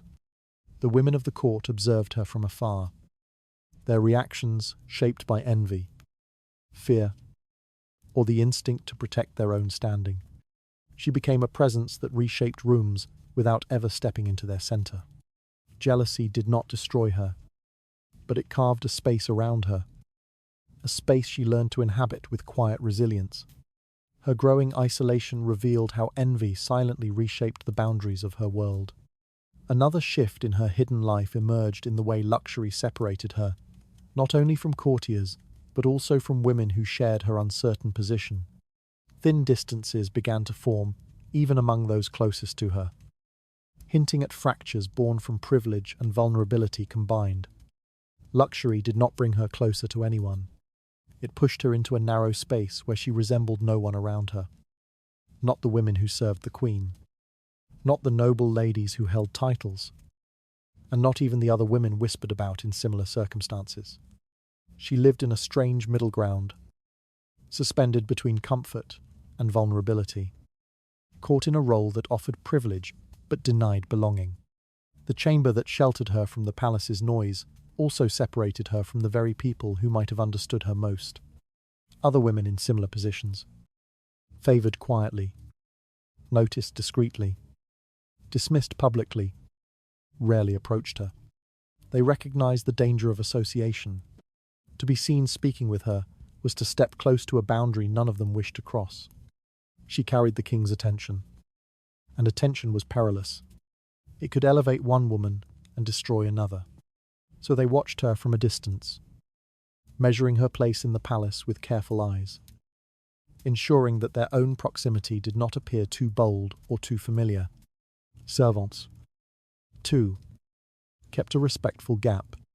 They tended to her chamber with steady hands, offering warmth through routine rather than relationship. They knew she was not one of them. Her meals were richer, her clothing softer, her schedule dictated by desires far beyond their reach. Yet, she was not a lady of the court either. She held no lineage, no title, no formal acknowledgement. They addressed her politely, but always with the subtle reserve used for someone who lived outside the palace's established order. Familiarity, in their world, required clarity. She existed in neither category. Even the noble women who resented her influence sensed this ambiguity. They did not see her as a rival equal to them, nor as a servant beneath them. She belonged to a separate realm, one defined not by social rank, but by her fragile proximity to the king. Her luxury made her too elevated to dismiss, and too unanchored to accept. The result was a quiet estrangement woven into every interaction she had with women of both higher and lower station. This tension grew clearest in shared spaces. When she entered a hallway or an antechamber, conversations softened. Women who might have whispered together about gowns or festivals shifted their bodies subtly, forming small clusters she was never invited into. They did not turn away from her outright, but they left a thin veil of distance between them, a hesitation that revealed how her presence unsettled the neat order of their world. She did not belong to their joys, their alliances, or their shared grievances. Her life was shaped by the king, not by communal experience. Her luxury created its own kind of loneliness. The soft linens, the warm chamber, The private meals. Each comfort emphasized what she lacked: connection, sisterhood, a place among others who might call her friend. She lived surrounded by people, yet accompanied by no one. Even the women who shared her uncertain fate did not draw near. Their circumstances mirrored hers, but their envy or fear stitched an invisible barrier between them. They knew she was favored differently, and difference, in the palace, bred quiet caution. She often wondered who she might have been without these luxuries. Would she have found companionship among the queen's attendants? Would the noble women have spoken to her with less tension? Would the other whispered about women have reached for friendship if her life had looked less gilded? But luxury had reshaped her too deeply to answer. It had marked her as someone separate, someone whose existence balanced delicately between privilege and secrecy. Even in rare moments of gentleness, an attendant offering a soft smile, a lady lowering her eyes with something like sympathy, she felt the distance remain. People could feel sorry for her, even admire her beauty or composure. But sympathy did not dissolve boundaries. The palace functioned through separation. Every woman belonged to a category, and categories protected the fragile order that kept their world intact. She simply did not fit into any of them. She lived between, and the space between people, she learned, was often wider than any room. At night, when she sat alone, brushing her hair, she felt the truth settle quietly around her. Her luxury had created the illusion of safety, but not the substance of community. She had comfort, but no companionship. She had beauty, but no belonging. She lived in the palace, but not in its heart. Even the king's attention, intimate as it was, did not grant her a place in the shared lives of others. It offered closeness to one man and distance from everyone else. She moved through the palace as someone seen privately but unrecognized publicly, cherished in moments, but solitary in the spaces between them. Luxury had given her softness to rest on, but it had also carved a subtle emptiness beneath her feet. Her isolated comforts revealed how privilege could separate more sharply than poverty ever could. Another truth of her hidden life appeared when favor slipped away, showing how quickly rooms once filled with warmth could turn hollow. Fragile lines of uncertainty slowly gathered around her, hinting at a shift she could neither stop nor predict. Luxury had a strange way of clinging to the women who once lived inside it, even after the doors closed behind them. I remember how a room filled with soft fabrics and careful colors could change meaning overnight, turning from a symbol of intimacy to something she feared others might mention. The palace always had its own rhythm, and when a mistress lost her place within that rhythm, the change happened quietly, without ceremony, without warning. The room that once held her perfume and her breathing could be sealed off by morning, leaving no sign that she had ever slept there.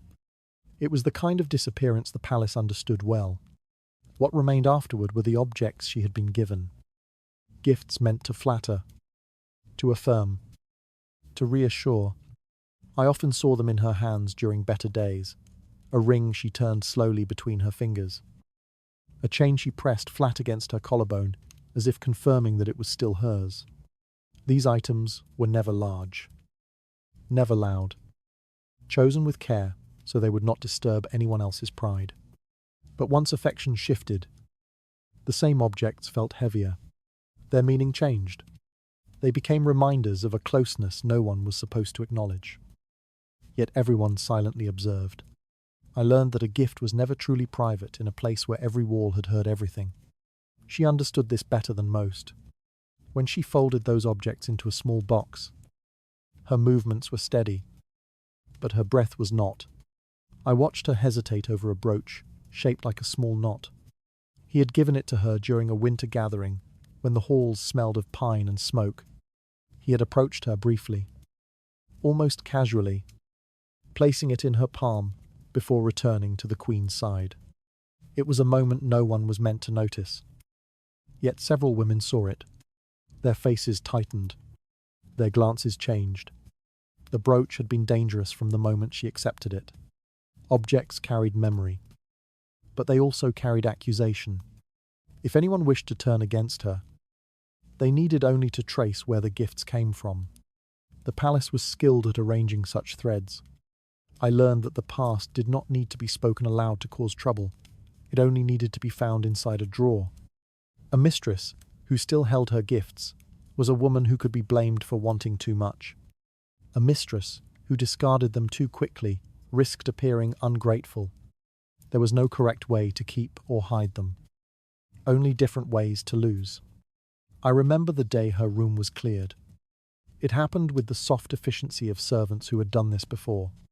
They removed the bedding, swept the floor, folded the curtains, and carried out her belongings in small bundles.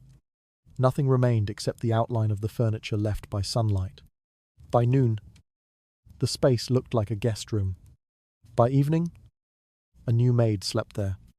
No one asked where the mistress had gone. No one said her name. The change blended into the day, as though the air itself refused to hold her presence. When I saw her again, she was leaving through the narrow door near the outer gardens. A cloak covered most of her body, and the hood cast her face in shadow. She walked carefully, as if each step required permission. No attendants followed her. The guards did not greet her. The path ahead looked long, and she carried only the small box of gifts she had chosen not to abandon. Even then, I could not tell whether she held on to the objects because they mattered, or because they were the last proof that she had once lived among velvet and candlelight. Her story was not unusual. Several women before her had walked the same path, and several would walk it after. Luxury inside the palace was never permanent for them. It stayed only as long as affection did. It vanished the moment someone else drew the king's attention. To live as a mistress was to experience both softness and hardship in the same breath. I learned that losing a room was often easier than losing the silence required to leave without complaint. Her discarded comforts revealed how easily privilege unraveled once affection dimmed. Another glimpse of her hidden world appeared in the empty halls she left behind, where her absence said more than her presence ever had. Quiet tensions gathered around what remained, hinting at consequences no one wished to name aloud. I noticed the change before anyone said a word. It always began quietly.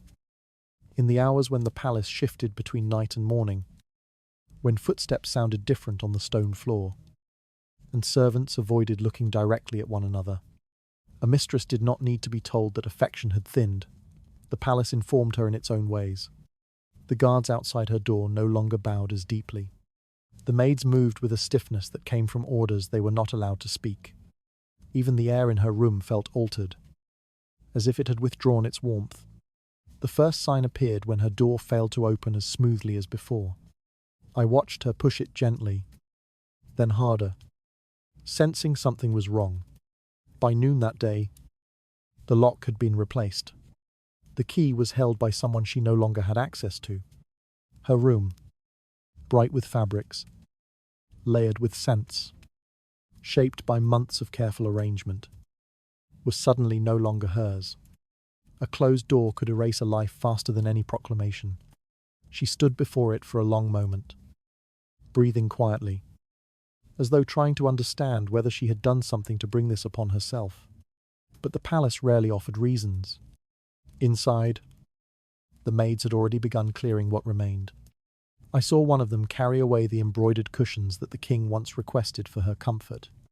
Another rolled up the rug she used to warm her feet during winter evenings. These were not dramatic gestures. They were efficient, practiced, and almost gentle. The palace knew how to remove a woman without causing noise.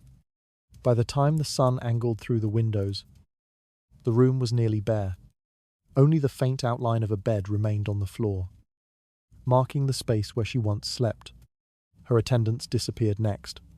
They received new assignments, none of which were close to her. Each left with a quiet bow, unable to meet her eyes. Their absence cut deeper than the loss of furniture. They had been her only witnesses, people who saw her laugh softly, who noticed when she grew tired, who held the edges of her gown as she walked. Now, they vanished into the palace as if they had never existed beside her. Without them, she moved more slowly, unsure where to stand or how to ask for help. I followed her through the corridor as she tried to gather her belongings. A small jewellery box she had once cherished was gone. A dress she wore on a night the king visited her had been folded away by someone else. Items she touched daily had disappeared into the palace's deep storage, never to be retrieved. She did not ask where they went. She knew the rules too well.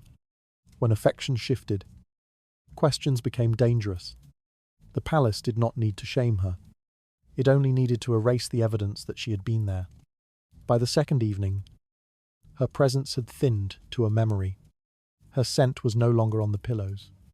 Her clothing no longer hung behind the curtain. Even the servants stopped mentioning her name.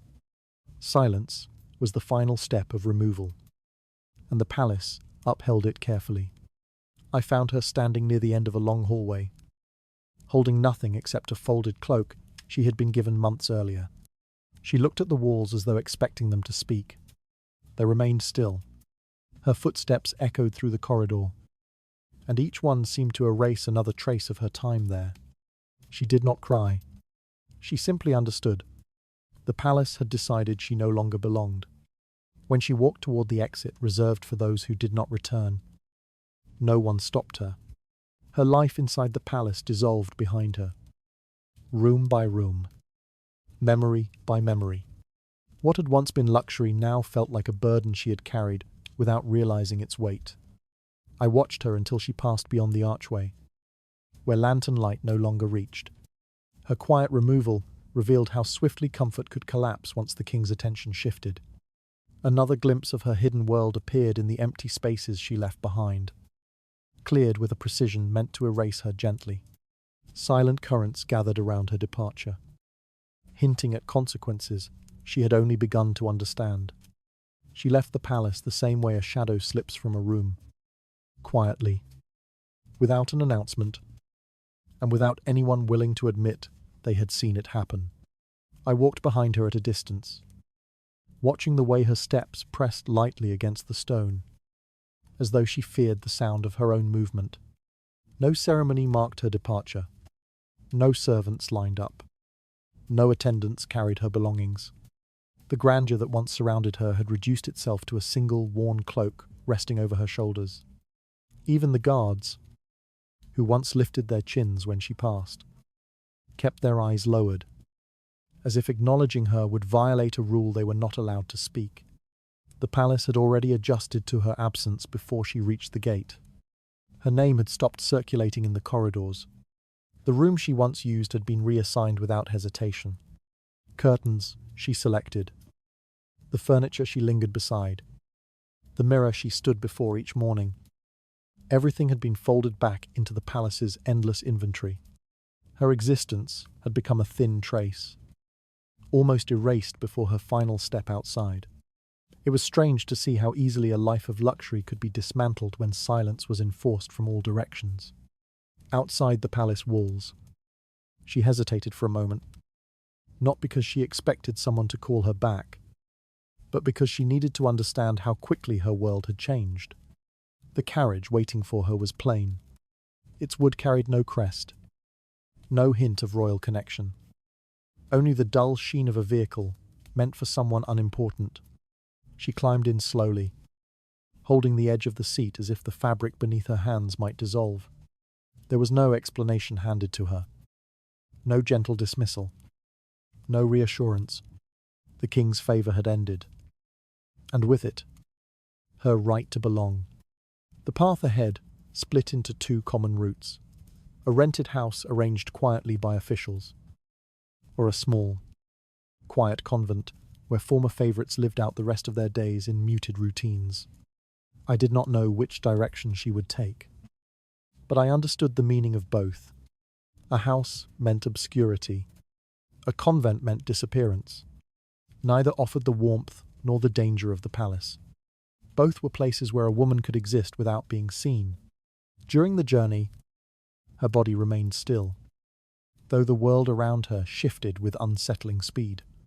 Villagers moved along the roads carrying baskets and tools, unaware of who she was or what she had once possessed.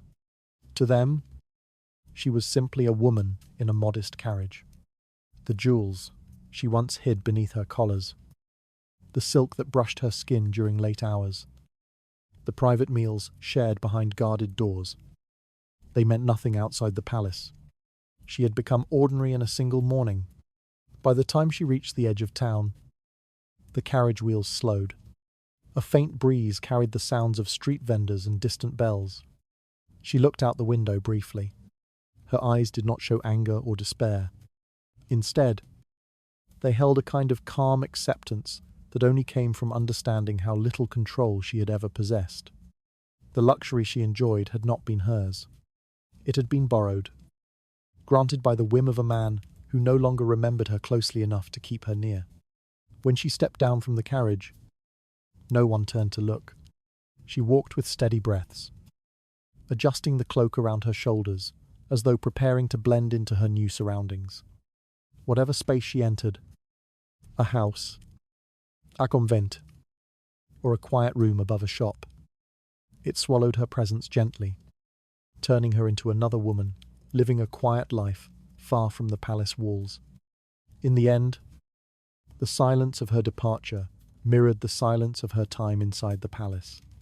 She had lived quietly, benefited quietly, and now disappeared quietly. The transformation from luxury to invisibility required only a single shift in the king's heart, a shift no one dared to question. By nightfall, the palace had already moved on, and she had settled into a smaller world where no one asked her who she had once been. Her silent departure revealed how quickly luxury could dissolve into absence. Another layer of her vanished life surfaced in the wayrooms, once filled with warmth, now held nothing but dust and memory. Fading remnants of what she once possessed lingered at the edges, hinting at stories no one dared to name. Memory did not disappear for her. It only changed its weight. The rooms she once occupied stayed in her mind with uncomfortable clarity, even when her new life demanded that she forget them.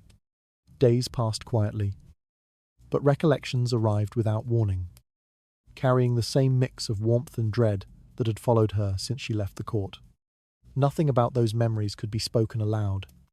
Silence surrounded them in every place she lived afterward, as if the world itself understood that her past did not belong to her anymore.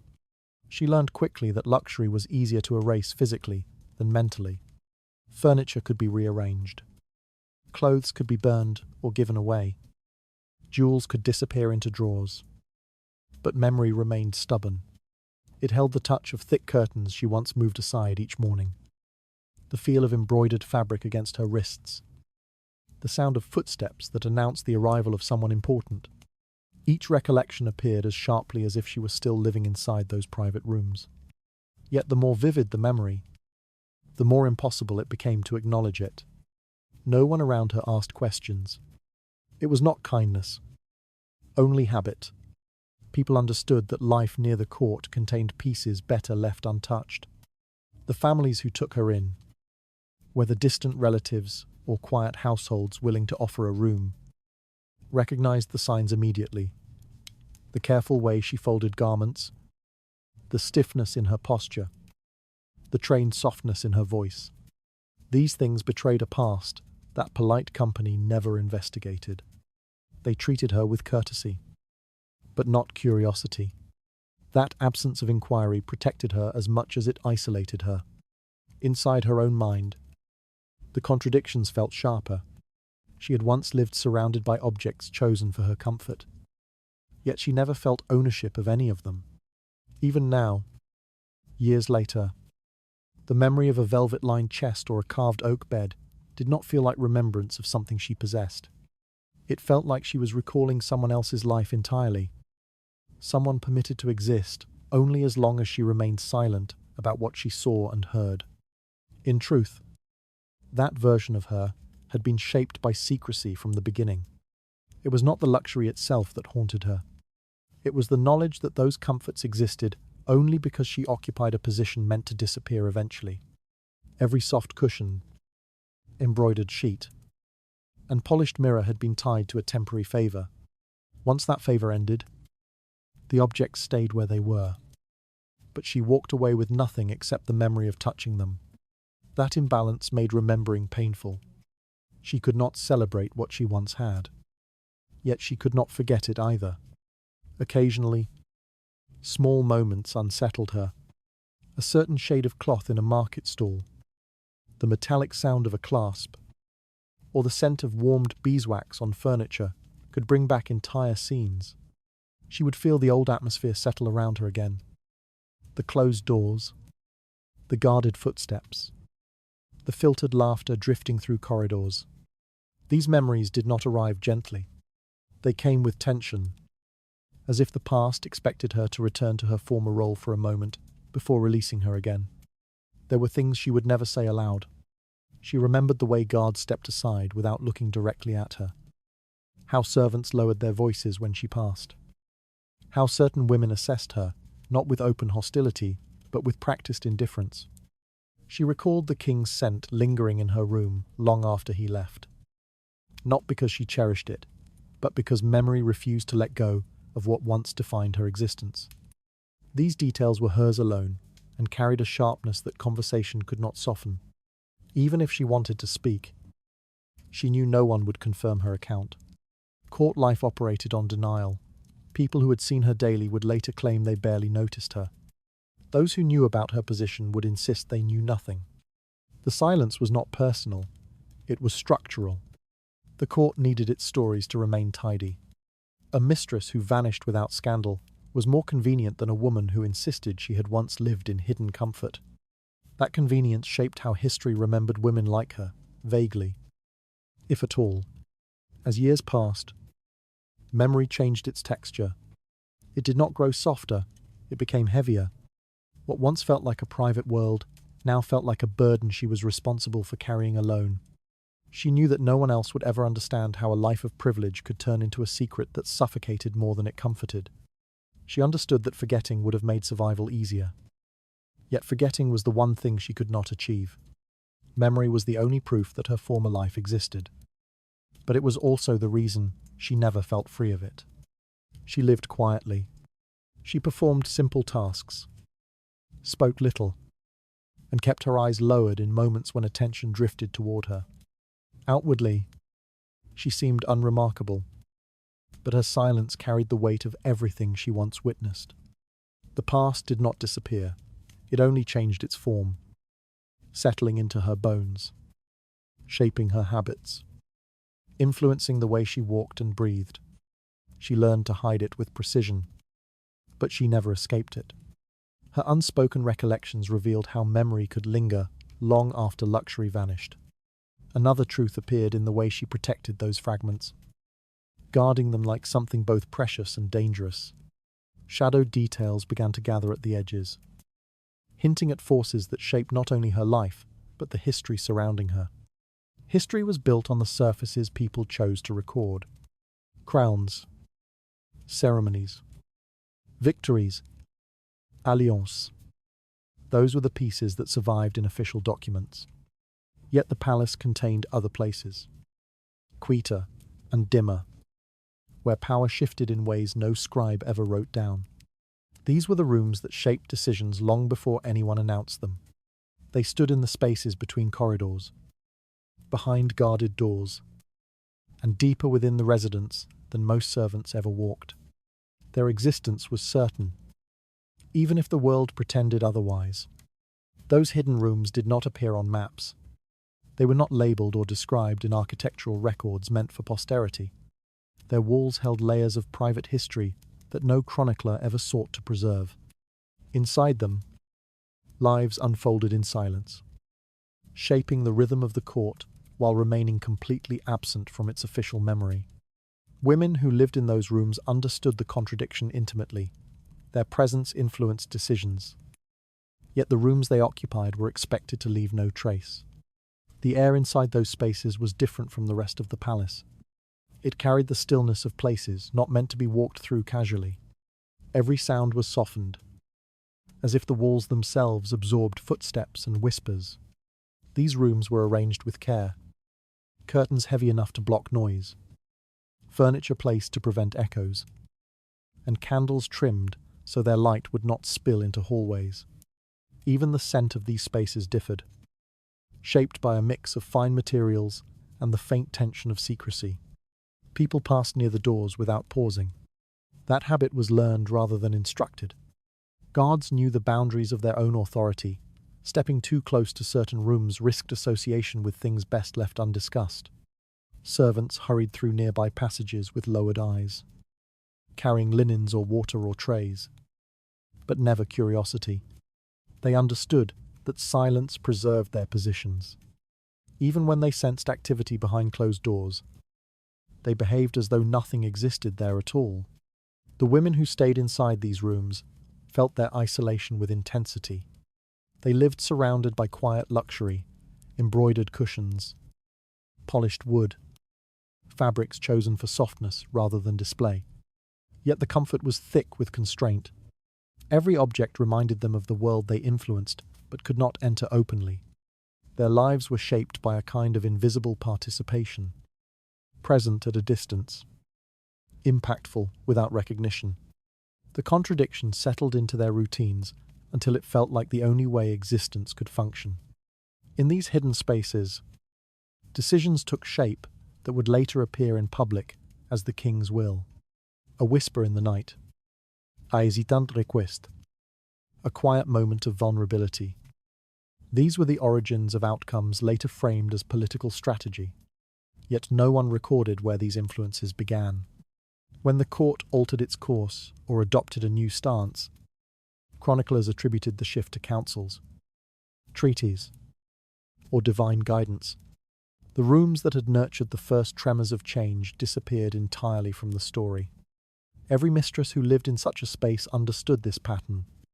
She knew her influence was temporary, unrecorded, and eventually erased. Yet while she inhabited those rooms, she shaped the direction of the kingdom more intimately than anyone outside them realized. The paradox grew heavier with time, the more significant the impact she had. The more determined history became to forget it. That erasure did not diminish the reality she experienced. It only revealed how selective memory could be.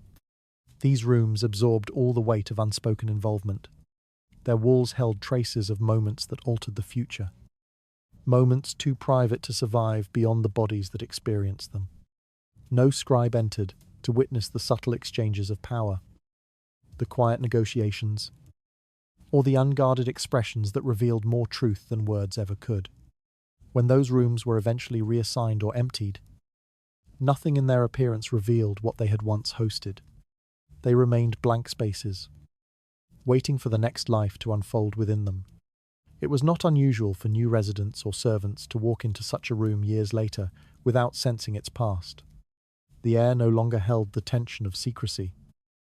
The furnishings had changed, and the quiet no longer felt charged with expectation. Yet something remained, an intangible imprint of decisions and emotions that once shaped the kingdom's direction.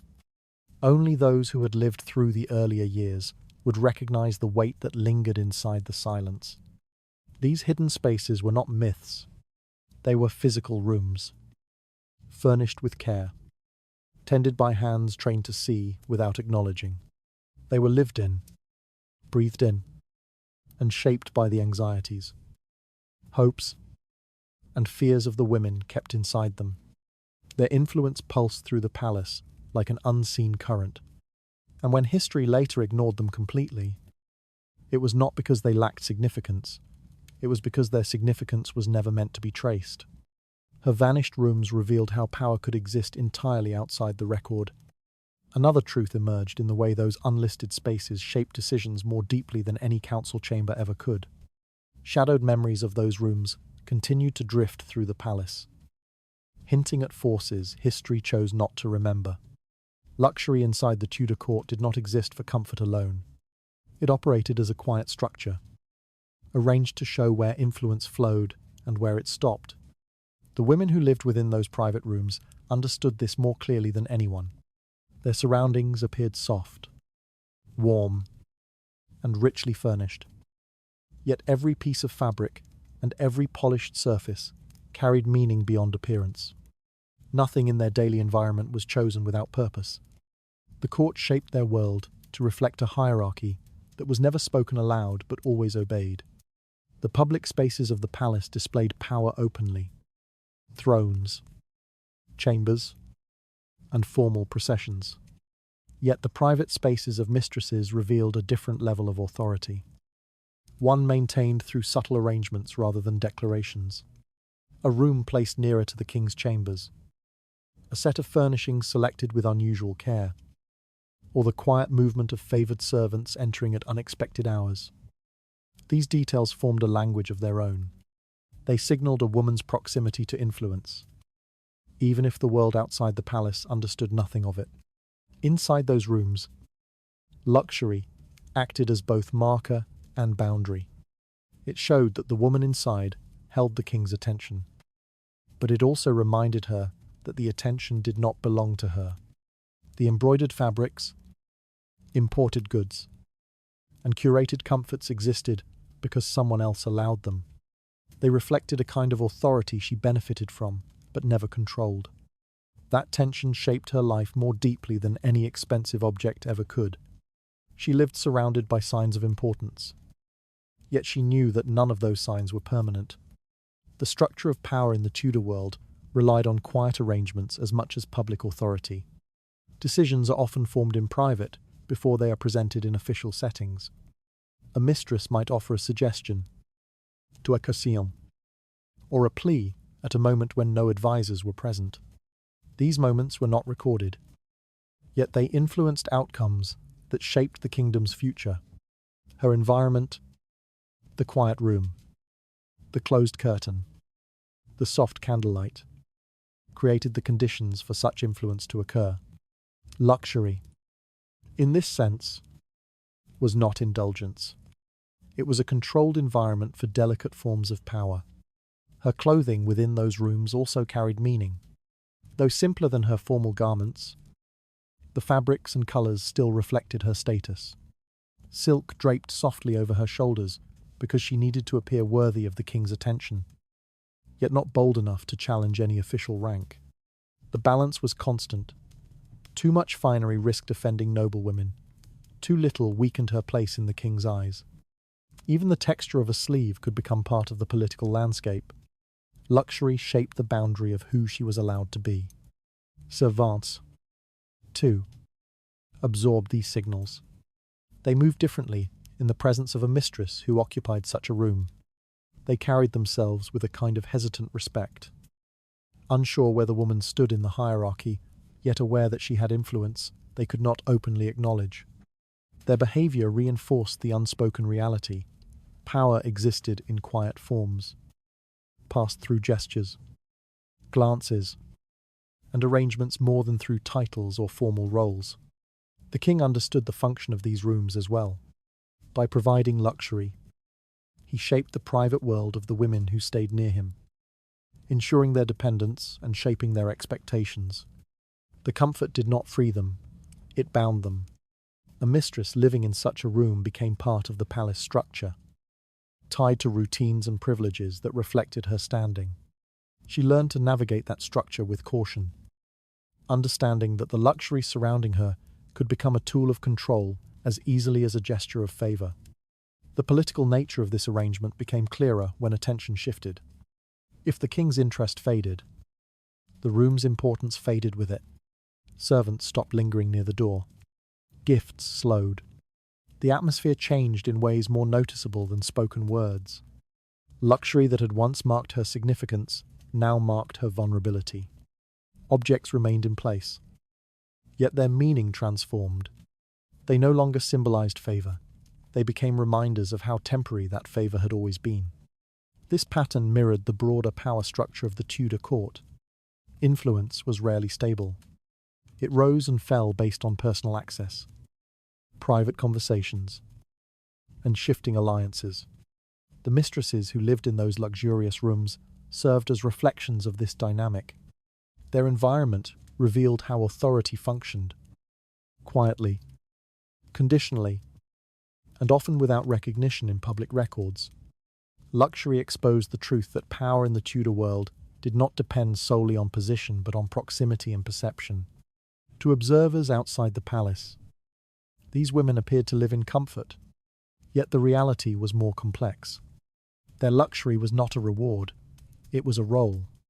Every cushion, curtain, and polished surface signaled an expectation. They were meant to be accessible, composed, and silent. Their surroundings shaped them into figures who influenced events indirectly, through presence rather than proclamation. Luxury became a framework for a life lived between visibility and erasure, significance and disposability. Even after they left the court, the memory of those rooms lingered. They understood, more deeply than anyone else, how luxury could reveal the mechanics of power. They had lived inside the structure, felt its pressure, and carried its imprint even when the objects themselves were gone. Their experience exposed what official records never admitted, that much of Tudor authority was built not in halls of state, but in rooms meant to be forgotten. Her quiet surroundings revealed how power often settled in private spaces rather than public halls. Another truth emerged in the way her comforts shaped expectations, binding her more tightly to the court than any written duty could. Muted signs of hierarchy continued to shift around her, hinting at forces that defined the Tudor world from behind closed doors. History often ends where silence begins. The palace walls held countless lives that never entered the official record, and among them were the women who once lived in quiet luxury, yet disappeared as if they had never touched those rooms. Their names did not survive the decades, not because they lacked presence, but because the world around them was built to remember only what occurred in public. The corridors they walked, the beds they rested on, the windows they stood beside. All of these places were once part of the daily rhythm of the court. Yet as the years passed, these spaces shifted in purpose, and the traces of those women faded until nothing visible remained. The rooms themselves met the same fate as the women who occupied them. Some were repurposed, their furnishings stripped out, their walls repainted. Their atmosphere changed without hesitation. Others were demolished, absorbed into renovations that made the palace more efficient but less truthful. A few lingered out of sight, unused and unremarked, their histories contained in dust rather than memory. Anyone who walked through them afterward would find no sign that lives of delicate influence had once unfolded in their silence. The absence felt deliberate, as though the building itself understood the necessity of forgetting. And yet, despite the physical erasure, the stories did not vanish completely. They lived in the faint recollections carried by servants who had aged into obscurity, in hints preserved inside letters that never reached their intended recipients, in the unspoken awareness passed down through generations of palace workers who sensed that certain hallways once held more than their current appearance, suggested these fragments did not form a complete record. They formed something quieter, an undercurrent of truth that endured without acknowledgement. The women themselves were not remembered for who they were. No chronicler recorded their thoughts, their fears, or the quiet resilience they practiced each day. They lived in the palace without claiming it, moved through its rooms without leaving marks, and shaped its atmosphere without being seen as contributors to its history. Their influence was not meant to be traced.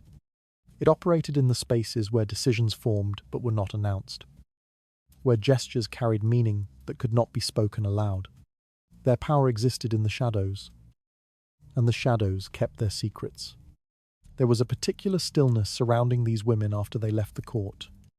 They carried memories that felt both heavy and forbidden, recalling luxurious moments that no one would validate.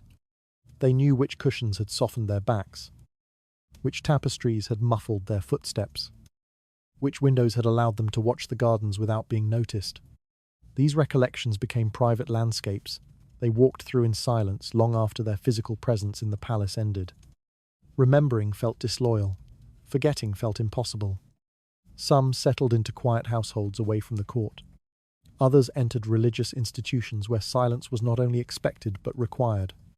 Some drifted from place to place, never fully grounded, as though the absence of official identity prevented them from anchoring themselves in the outside world. Their time in the palace had shaped them more profoundly than anyone realized. They had lived near the center of power, yet their lives afterward unfolded at its margins, marked by a constant tension between what they had once known and what they could never speak of again. The palace itself continued its routines, unaware of the memories it held. Servants polished floors that once supported delicate footsteps, and furniture replaced pieces that had been chosen specifically for the comfort of women whose names were already fading. The hallways echoed with new sounds, and the windows opened onto the same gardens that had once offered a rare moment of peace to those who lived in quiet confinement. Time washed over everything, smoothing the edges of stories that had never been fully formed. Yet something persisted within the building's structure, an intangible presence created by the accumulation of unrecorded lives. Those who worked in the palace long enough sensed it in the way light fell across certain rooms, or in the slight heaviness of air in spaces that seemed too ordinary to carry meaning. It was not superstition. It was the residue of human experience, left behind by women who had lived intensely yet privately, shaping the atmosphere of the court even as they remained unnamed. The larger world never knew how deeply these women influenced the Tudor court. Their existence was too quiet to disrupt public narratives, yet too integral to be dismissed entirely. They softened tempers, redirected decisions, calmed fears, and occasionally encouraged impulses that altered the course of political events. They did this not through formal authority, but through proximity, patience, and understanding. These actions vanished into silence the moment they occurred, leaving no clear origin for shifts that later historians attributed to kings, councils, or circumstances. Luxury had once surrounded them, but luxury did not define them. What defined them was the combination of visibility and invisibility, the balance between significance and erasure. They inhabited a role that demanded both presence and disappearance, leaving them suspended between two worlds. Even after they left the palace, this suspension shaped their lives, influencing how they carried themselves and how they interacted with those around them. The quiet dignity they adopted was not a choice, it was a residue of survival. As decades turned into centuries, the palace remained, but the memory of these women dissolved into historical gaps. Official documents made no mention of them. Chronicles listed the king's actions, the queen's duties, the noblemen's alliances. But the women who once lived in private chambers appeared only as brief suggestions, if at all. Their absence became part of the story, revealing how history chose to preserve power while ignoring the spaces that shaped it. But absence is not the same as disappearance. A story can remain even without being written. A life can leave impressions even without acknowledgement. The women who lived between luxury and secrecy existed in the shadows of history. Yet the shadows themselves carried their presence forward. Those rooms may have vanished, but the truth of what occurred inside them continued to drift through time. Quiet but undeniable. Her forgotten existence revealed how history preserved grandeur, but erased the hands that steadied it. Another layer of truth surfaced in the way silence protected stories too delicate for the record. Lingering traces of those hidden lives continued to press against the edges of memory, waiting for someone willing to look closely. Thank you for letting me walk with you through these hidden rooms and quiet histories. May your night be gentle, your thoughts unburdened, and your sleep deep and steady. Good night, and rest well beneath the soft hush of forgotten stories.